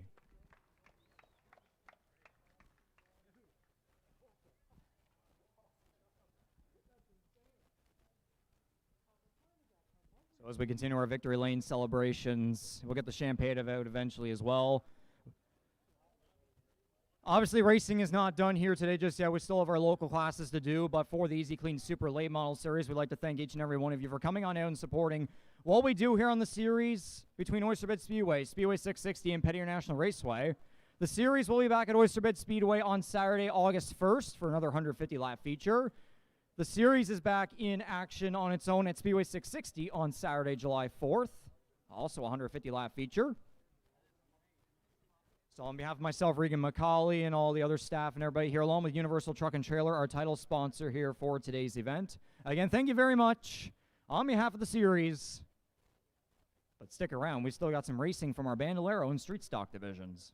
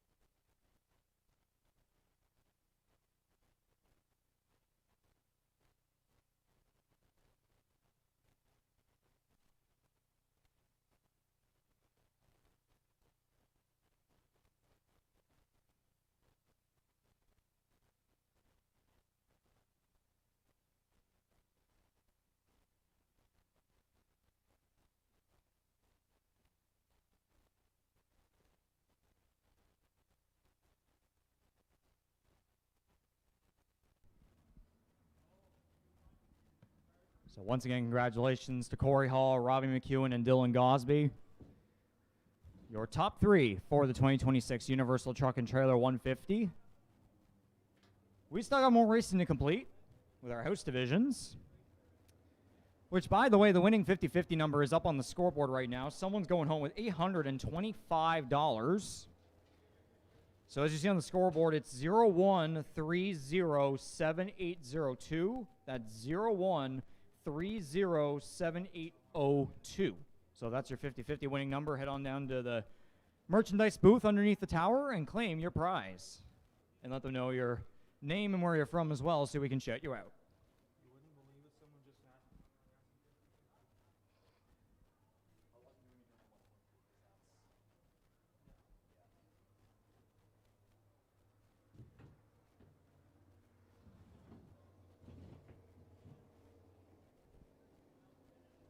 So with all of our touring action done, it's time to get some house class racing finished here at Oyster Bed Speedway.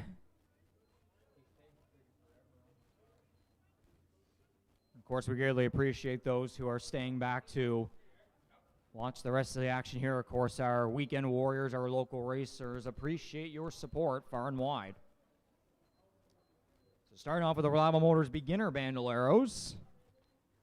They're doing an extended 15-lap feature. Again, all house classes get longer features than usual for special events.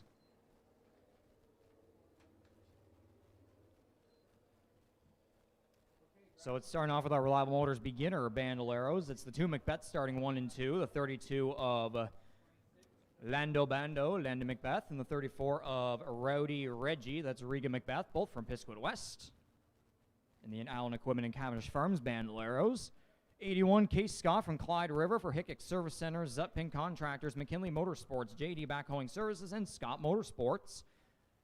The 26 in his first start at Oyster Bed Speedway, and I believe just his second career start, I believe, in a Bandolero. Started back at Petty Raceway last month.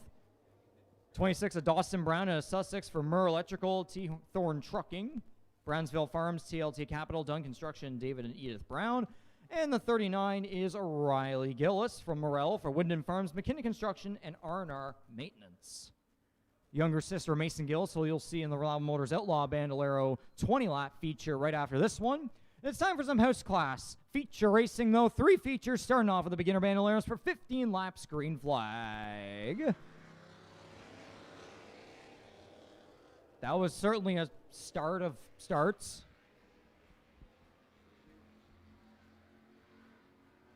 But welcome to Beginner Bandoleros.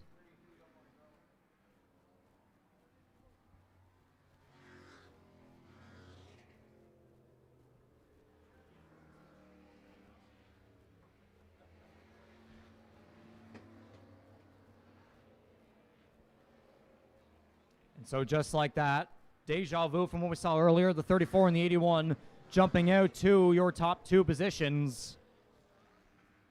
Case Scott has won our last 2 features back in May and last weekend.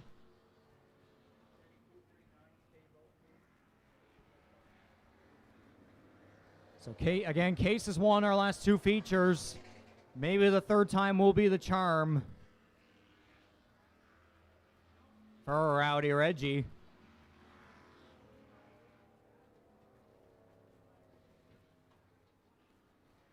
The 81 tripled back at our season opener and then tripled on Fan Appreciation Night. But we'll see here if Regan Macbeth can finally break through here again if it's your victory lane. By the way, shout out to, we have a 50-50 winner. It's Jody Way from Wheatley River. So Jody Way, congratulations on going home with $825.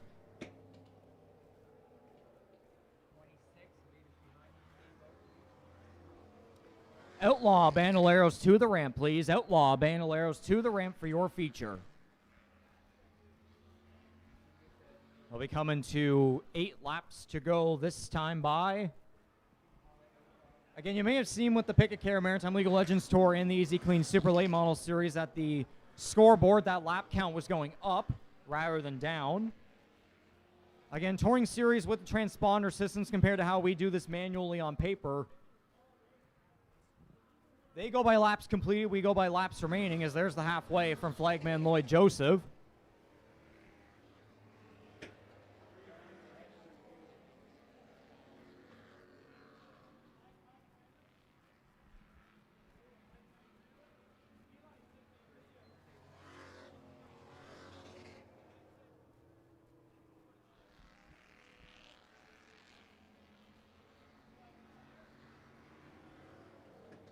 Six laps to go, coming to 5 to go this time by for the 34 of Regan Macbeth. A good run out of Sussex's Dawson Brown in his first start here at Oyster Bed Speedway.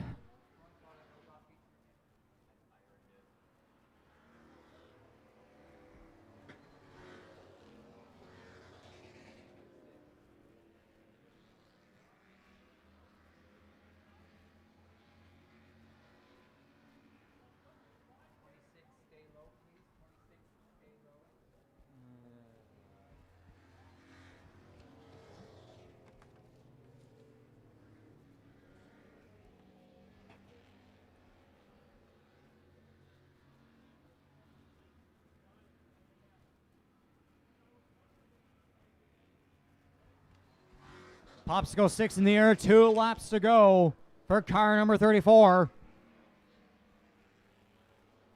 He was a semi-race winner 2 years ago. He won our earlier heat race. Now might be the time to finally pick up that feature victory. A white flag in the air. I can see Tara and Sean over here. I'm sure they have big smiles on their faces.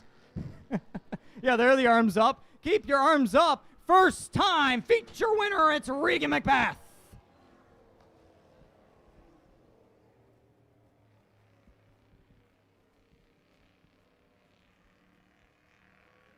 Case Scott, Dawson Brown running out your top 3, and then strong runs out of Riley Gillis and Landon Macbeth. We will head trackside and talk to your feature winner.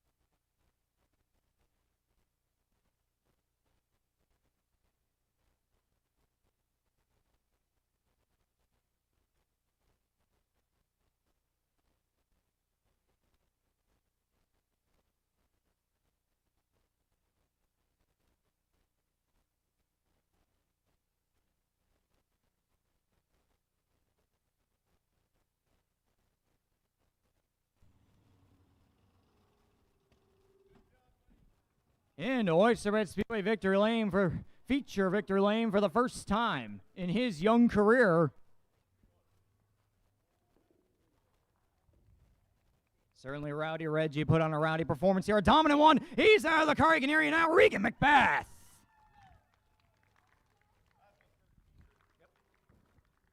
Yep, first feature. Two-time preliminary race winner now finally gets that feature. Again, that's the race all these drivers chase each and every week. Oh, there's the young brother. Yep, there's Landon. You were trying hard to keep him on the track there. This is certainly a special moment here.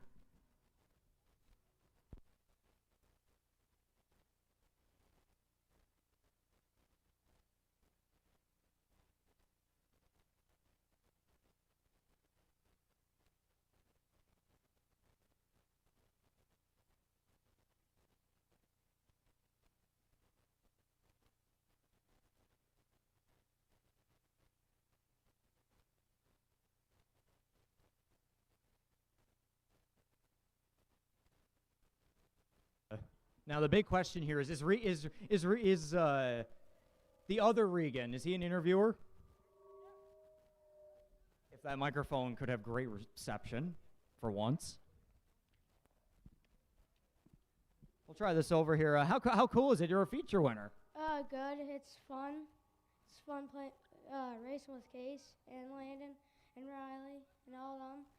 And my sponsors are Allen Equipment, Cavendish, Hendricken Farms. I forget. IFJ Farms, Brunel Tire, Lawton Plutos, Hendricken Family Farms, and Mary Brown's. That's it. You got a bright future ahead of you. You got plenty more wins to get. For Regan Macbeth, your feature winner for the Reliable Motors Beginner Bandoleros. But still a long future for him to continue practicing that, of course.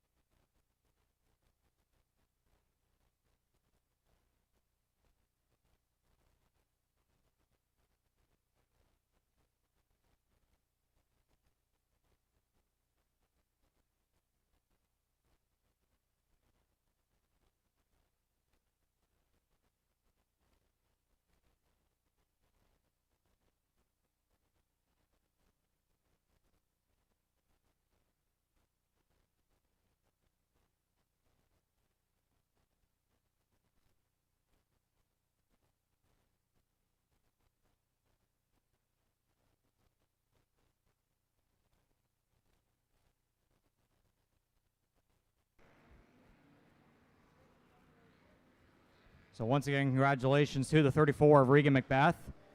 If any of you around this racetrack have lost a pill box, again, if any of you have lost a pill box, we have it up here in the tower in our office, first door on the left, the back stairs here. So if you're missing a pill box, please come on over the tower, up the back stairs, and into the office on the left. Thank you.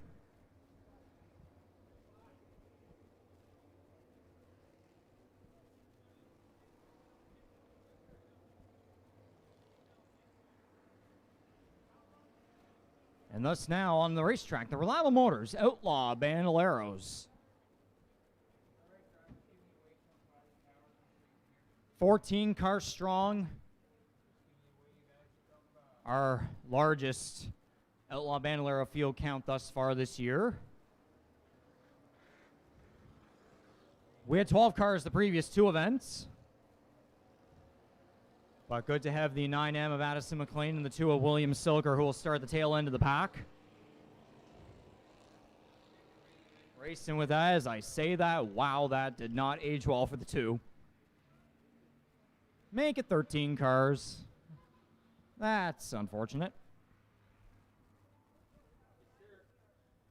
There's the one to go from Lloyd. Pace car in. So not 14, but make it 13 Outlaw Bandoleros that are going to do battle for 20 green flag laps. Again, more extended feature action here for our house classes at Oyster Bed Speedway. First big race of the year for the Outlaw Bandoleros out of 3 and 4 and 2 of the green flag.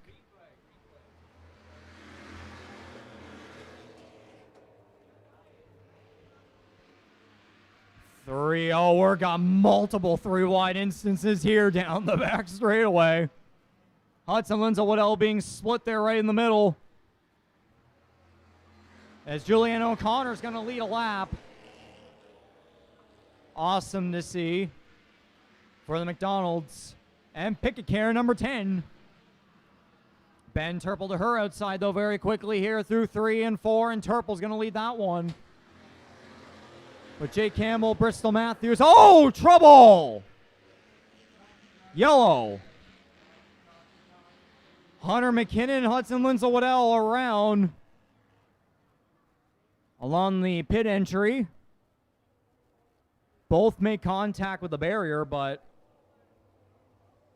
looks like maybe a couple scruffs. That's about it.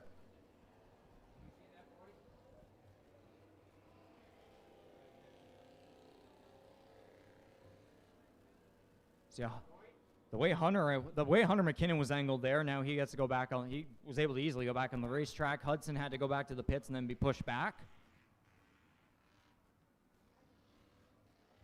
But no harm, no foul. We will keep going with the 13 cars.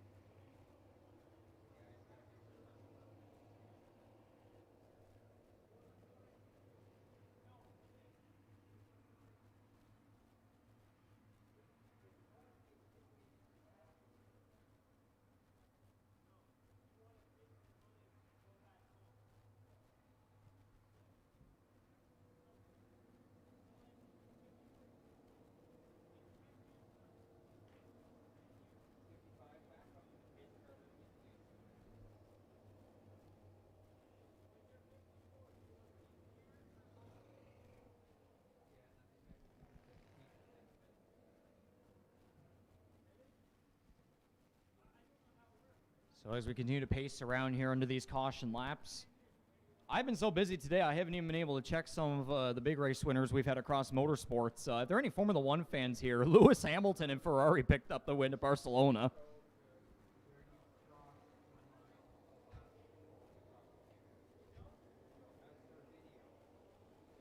So that's great news.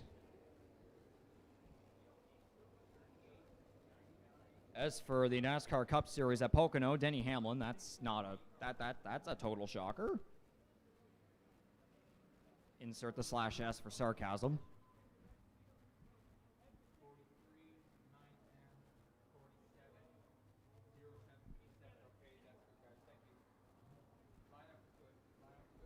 Race control says lineup is good, so we'll double these guys up and go back racing with 18 laps to go.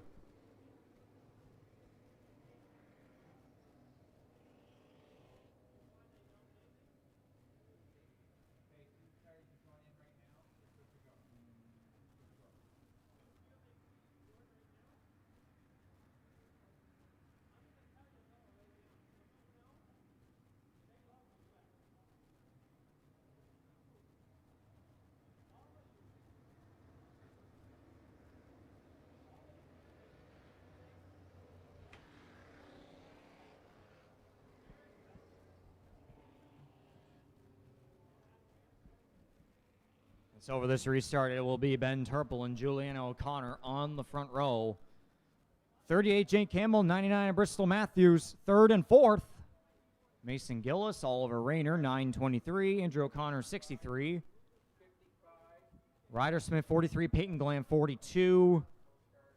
Addison Vino, 47. Addison McLean, the 9M. And then Hunter McKinnon, the 07. Hudson Lindsay Waddell in the 57. Still able to race after what we just had happen there at the pit entry. So it'll be 13 cars, 18 laps. Let's see, this one will go green the rest of the way. It's Ben Turple and Julian O'Connor once again on the front row into the restart zone and back to the green flag.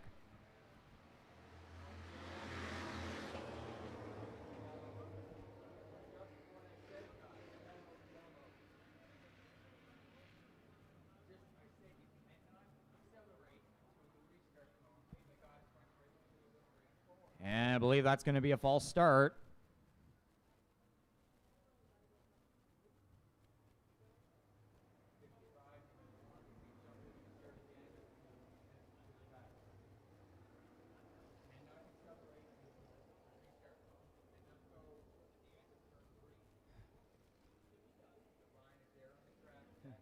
Race control making it clear with these drivers. The restart zone starts right there at the exit turn 4. Gotta wait until that first line, that first cone. So we'll try this one again. Still Ben Turple and Julian O'Connor on the front row.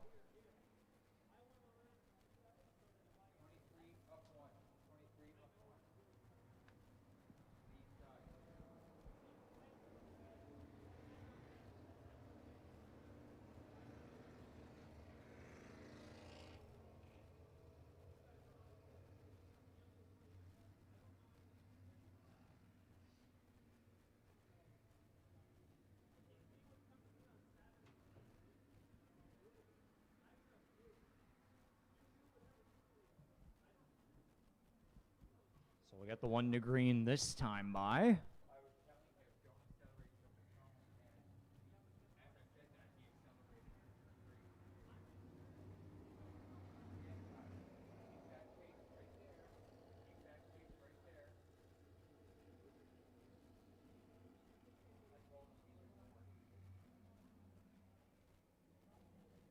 So we're going to slowly pace around and get back to the restart zone. Hopefully we'll be able to get a good run going here off of this restart.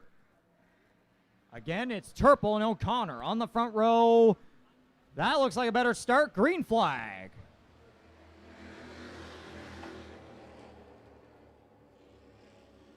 Bristol Matthews finds the middle there in between Mason Gillis and Julian O'Connor. We keep going. Oh, we're going to try almost 4 wide through 3 and 4. Contact. A little bit of bumper car action, but we keep going, and that has allowed the top 4 to completely run away from the rest of the field. I think this might be deja vu, as a matter of fact. You got Ben Turple, Bristol Matthews, and Jake Campbell, and Mason Gillis all up the front. It's basically what we hit last weekend as Addison Vino looks to the bottom of Oliver Rayner for 5th. Addison Vino playing substitute for Ireland Rose.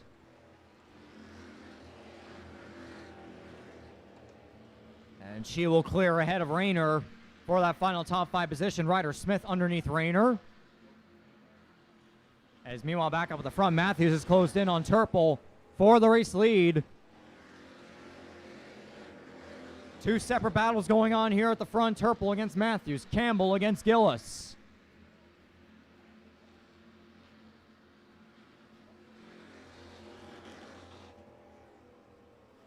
Matthews trying to go back-to-back in feature victories in the Reliable Motors Outlaw Bandolero division.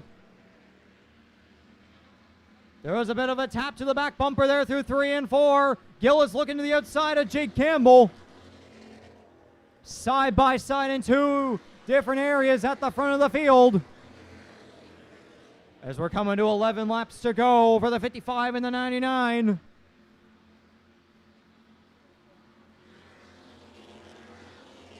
Some spirited side-by-side racing from our top 4. Matthews tried to clear there down the back straightaway, but Turple hanging on about half a car length.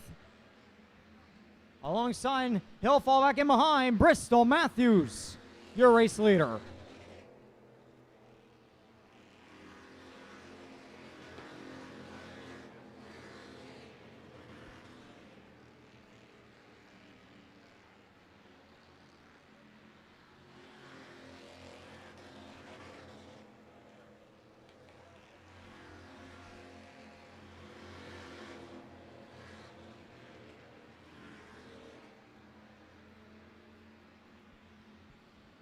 At the line, Matthews going to get 8 laps to go. As everybody gets single file and kind of separated there in the top 4. Addison Vino, Ryder Smith in about the same group there. Meanwhile, got the battle. Oh, Rayner, as I say that, goes into the grass. Spins.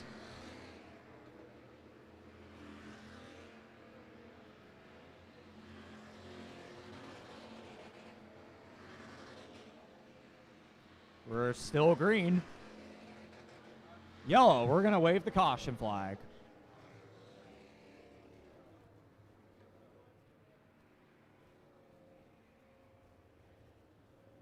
That was what I was saying when we had a battle going on there for the 7th. It was Rayner, McKinnon, Gallant, Lindsay Waddell, and both O'Connors in the midst of that one. Rayner goes around. So we're going to have a late race restart with 6 laps to go, just like we did back last weekend.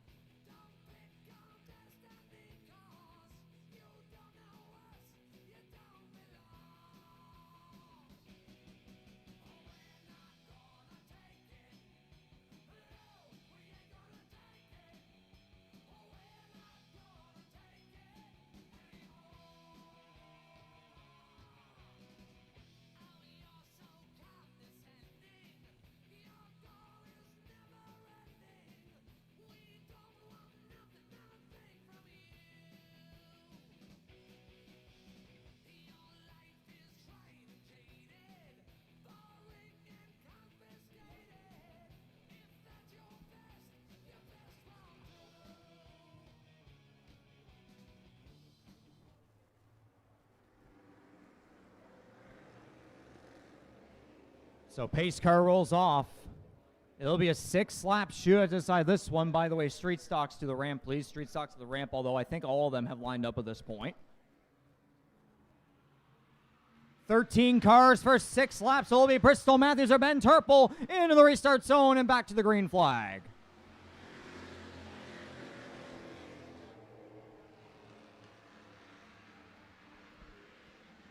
Side by side down the back straightaway and into 3 and 4. 55 versus 99.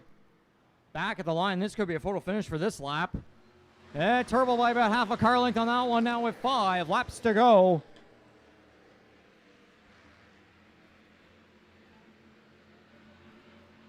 Gillis third, Campbell fourth, and then Addison Vino following there in the top 5. As Turple will clear ahead of Matthews in a 1 with 4 laps to go. A multi-time beginner Bandolero feature winner here at Oyster Bed Speedway, looking for his first in the Outlaw Bandolero division. He was an Outlaw Bandolero feature winner back at Petty Raceway late last year, but looking for his first Oyster Bed Speedway. As I say that, down to the bottom, back to a door-to-door battle with 2 laps to go. Bristol Matthews wants to go back-to-back.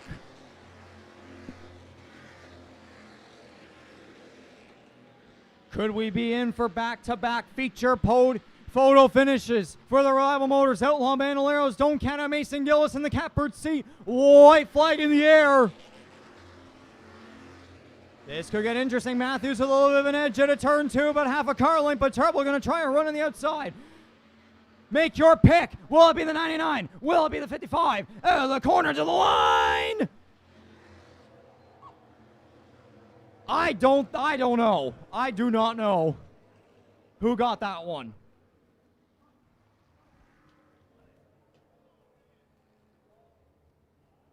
We're going to have to look back up here in the tower.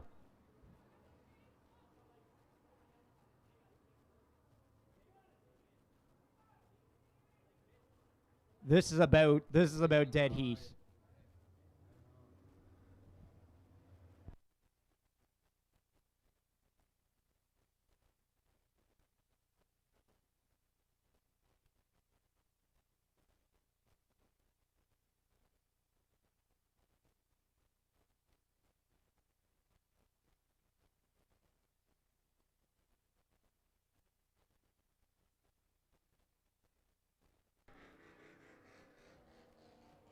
Well, she's got the checker flag, and we're going to say it up here as well. Looking at our footage up here, by about an inch, Bristol Matthews back-to-back feature wins.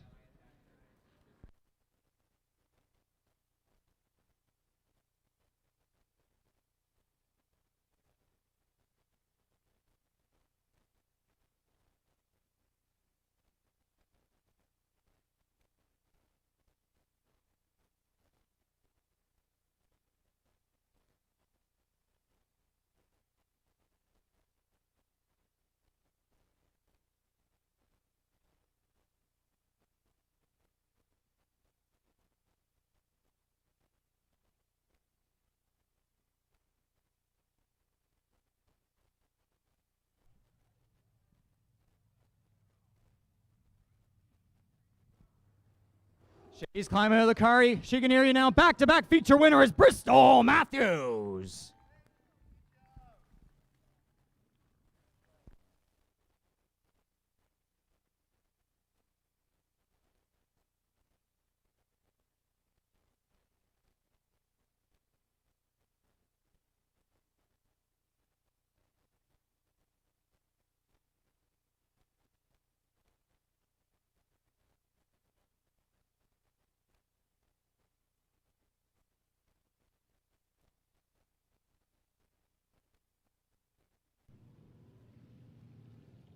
Bristol, I'll get you to come over here. Yeah, stay away from that. Yeah, come over here. We're both having to stay away from whatever's going on there, but back-to-back features, late race restart, and another photo finish where you pull through again. What is that pressure like? Oh, it's crazy. just driving it in as hard as I could. I wasn't sure who won. It was really, really close like it was last week. You continue to have a hot run to start off this year. What does it mean to be having such success? It's awesome because me and my dad, we work on the car a lot, so it's awesome to come on here and get a heat and a feature. Now, who gets a thanks? Who helps you make it out to the racetrack every weekend? My mom, my dad, Ray, all my sponsors, Smetco Flooring, Castone Construction, Oil General Barber Shop, Dean, so many more, but Congratulations. thank you. That's a 99 Bristol Matthews, 2 Reliable Motors Outlaw Bandolero feature wins in a row.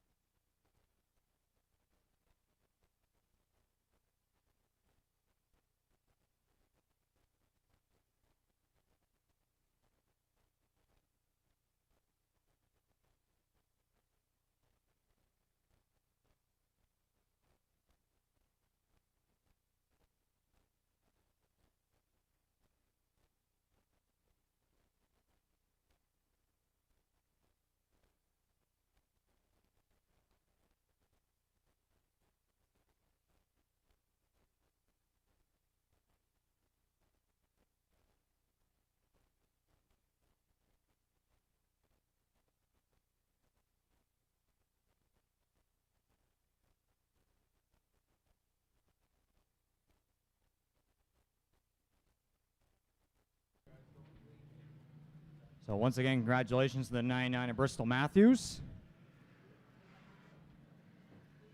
As now our Fitzpatrick and Sullivan Street Stocks come out to the racetrack. One last feature to round this all out. And I know for house classes, we're saving the best for last here. The premier division here at Oyster Speedway for local championship point racing. 10 cars strong. It's going to be their second 40-lap feature on the year. They did one back at their season opener on the May long weekend. And then a 25-lapper this past weekend on Fan Appreciation Night. So these boys have had to battle through a lot of laps here to start off the season at Oyster Speedway.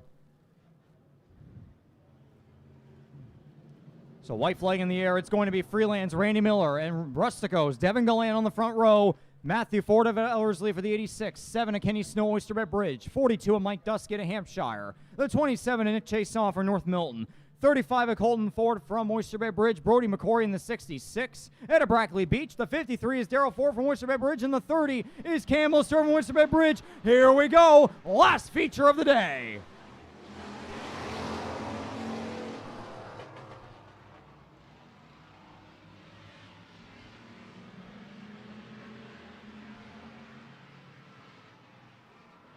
Devin Gallant jumping out to the early lead just like he did back in the heat race.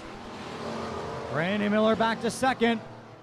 As he is a hard battle with Kenny Snow and Matthew Ford. We're going to try 3 wide down the back. Matthew Ford backs off. It'll be the 7 and the 77.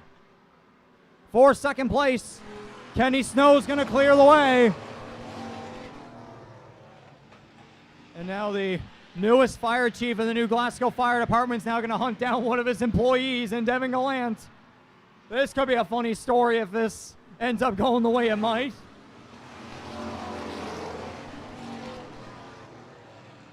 Nick Chason slots into third. Randy Miller against Brody McCoy for fourth. As I say that, McCoy's easily going to slide past the 77.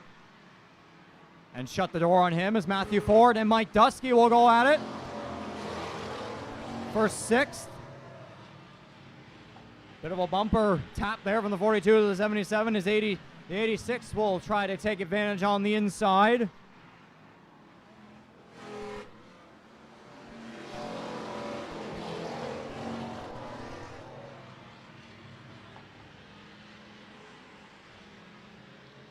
5 laps into this one, Devin Gallant has already begun to run away from the rest of this field.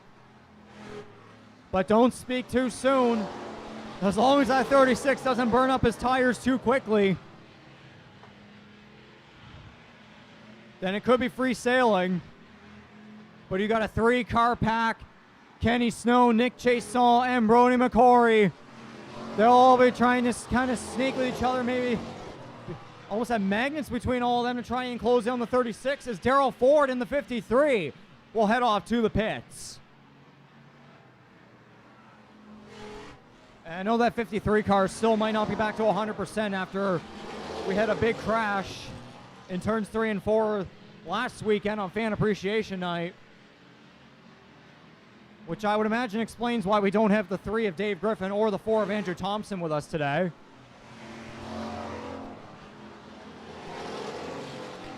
Lots of damage between those 3 cars. As, wow, what action we're getting here for that final top 5 position.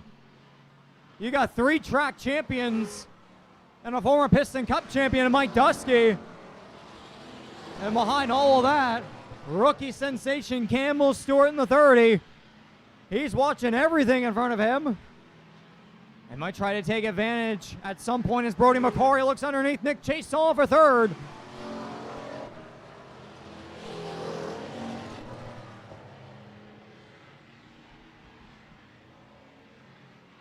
We'll be coming to 28 laps to go this time by. Devin Gallant has been dominating this one.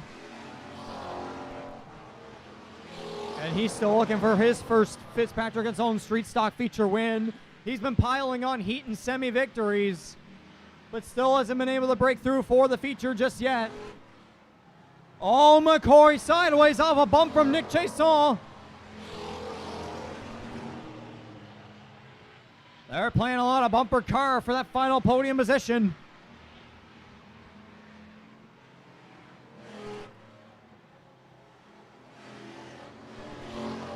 It looks like Ray Miller is about to fall to the tail end of the field.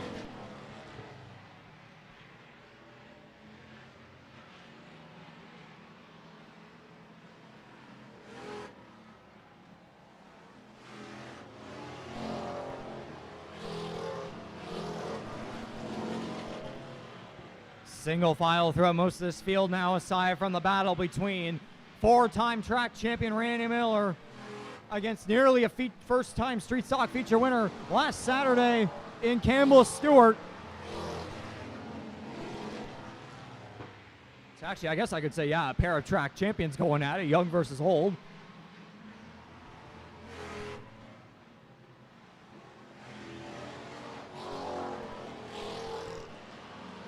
And I know it's been a tough year for that 36 team as well. These past 2 features, that car hasn't even been able to finish. But cue the 3rd time's the charm slogan again. Maybe.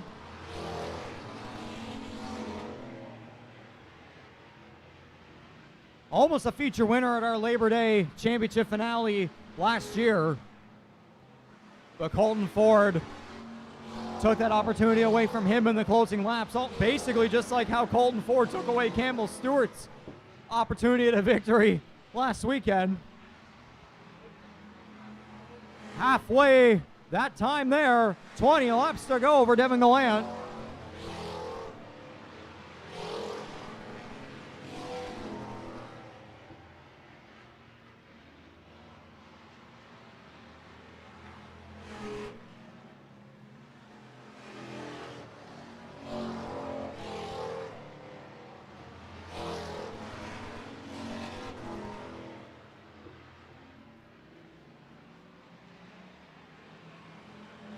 Now 18 laps to go for the 36. He remains in his own zip code as we have a battle brewing here for that runner-up position. It's all New Glasgow Fire Department for this top 3. As one of Kenny Snow's employees looks underneath the 7.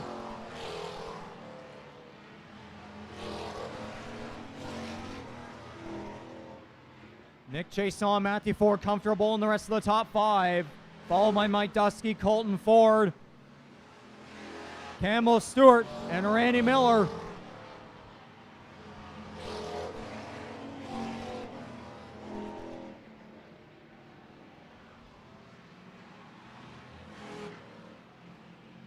7 and 66 sliding around the corners. McCory trying to use the inside line the best he can against the 7, who continues to have better runs off a corner exit. That 7 had quite the slide there around that previous lap. McCory will fall back in behind now with 14 laps to go.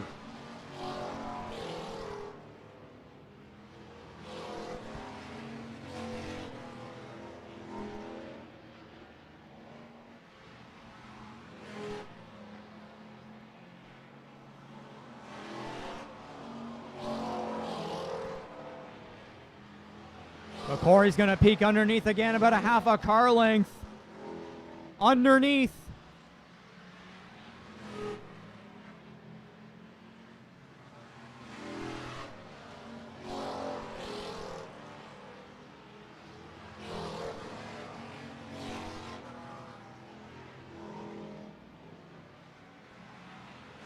Now 11 laps to go over Devin Galantis. Oh, big slide there into the 7 into turn 4. That might allow McCory to clear ahead and through 1 and 2. Yes, he will. Brody McCory to second.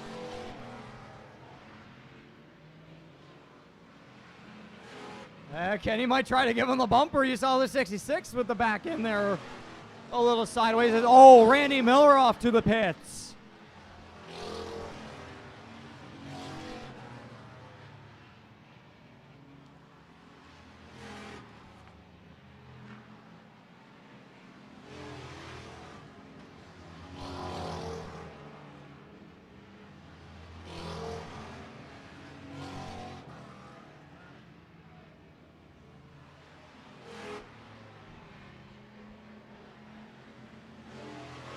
So as McCory tries to pull away from Snow, now the battle seems to be for 4th. Matthew Ford dives it underneath Nick Chason in the corners, as Devin Galant's now going to get 7 laps to go.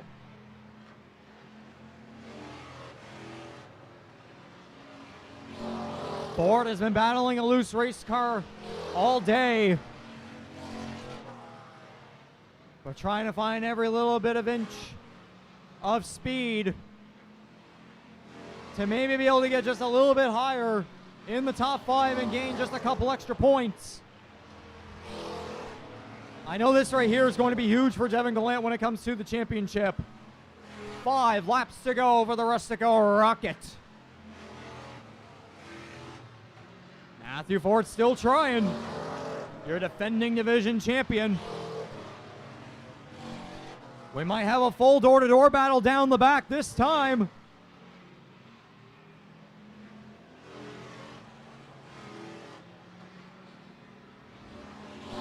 Looked like Ford had to let off the brake a little bit there. That car was starting to slide up. You saw how loose he's been all race, but Chase Song even had a bit of a moment too. Ford is going to edge out just barely ahead down the back straightaway. He might be able to clear, not this time, maybe next time. Yes, he will there through 1 and 2. Matthew Ford to 4th is theirs. The 2 laps to go over Devin Gallant. You could call him the Rustico Rocket. You could call him Dominant Devin, as he's going to come around to the white flag.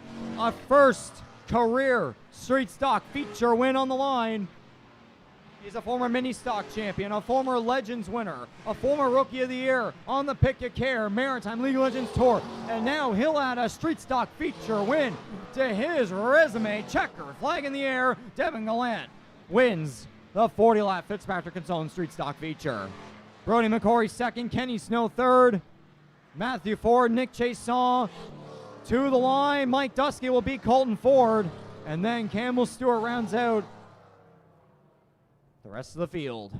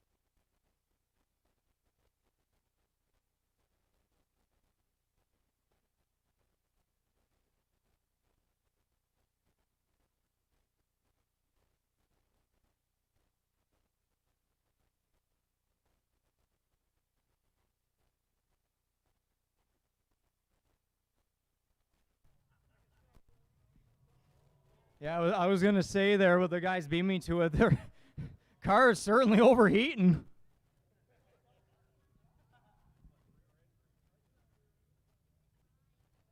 I guess safe to say with 40 laps was better than 50 or whatever else, but anyway, climbing out of the car, you can hear you now. First time Street Stock feature winner, it's Devin Gallant.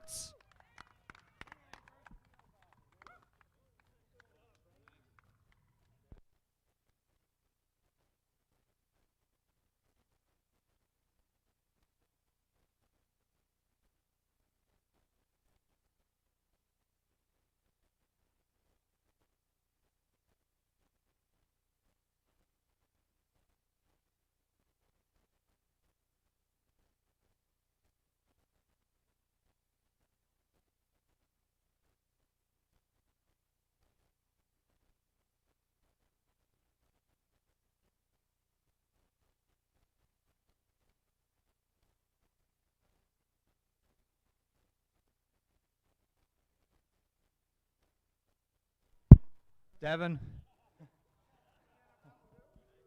Devin, I'll get you to come on over here.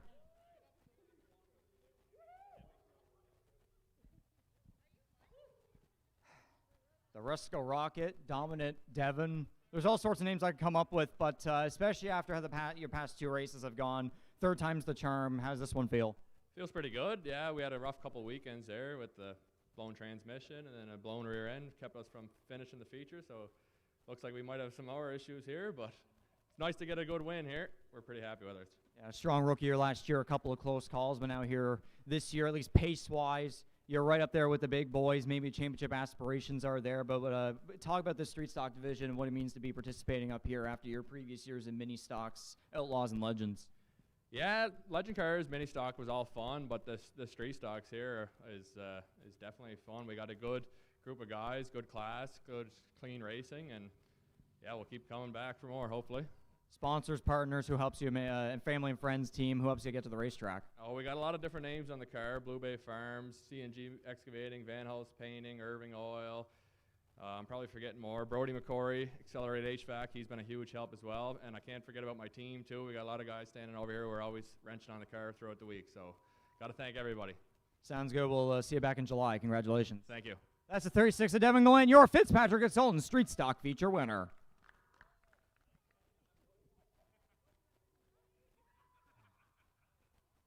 So congratulations to Devin, of course, Brody McCory and Kenny Snow, your top three to wrap up all the action here at Oyster Speedway. To each and every one of you that stuck it out with us here for our house class action, we'd like to thank you very much for coming on out. And yeah, Lloyd, yep. I'd like to thank you all for coming on out and supporting what we do here in Oyster Bridge, Prince Edward Island. Fantastic racing here on this Sunday rain day, and again, a big thanks too for being able to make your Sunday possible here to be with us. Obviously, Mother Nature didn't treat us very well yesterday, and even earlier today, but we were able to get the show in right on schedule. So again, thanks very much to each and every one of you. We'll be back at it next Saturday, June 20th, for the 5th annual Remax Rumble. It's the big race of the season for the Morwell Drilling Outlaws. Twin 40 races, twin 40 features for our Honda racing drivers here at Oyster Speedway. And of course, the return of the Atlantic Modified Tour for the first time in 15 years. That will be at 6 o'clock p.m. So, of course, stay tuned to our social media pages, our website, oysterbed.speedway.pei.ca, for all social media updates and all the information that you need to stay caught up on what we do here at Oyster Speedway. So, on behalf of everybody involved here, my name is Regan McCauley, the voice of Oyster Speedway and the Easy Clean Super Late Model Series. Thank you for coming on and supporting us. Until next time, speed safely.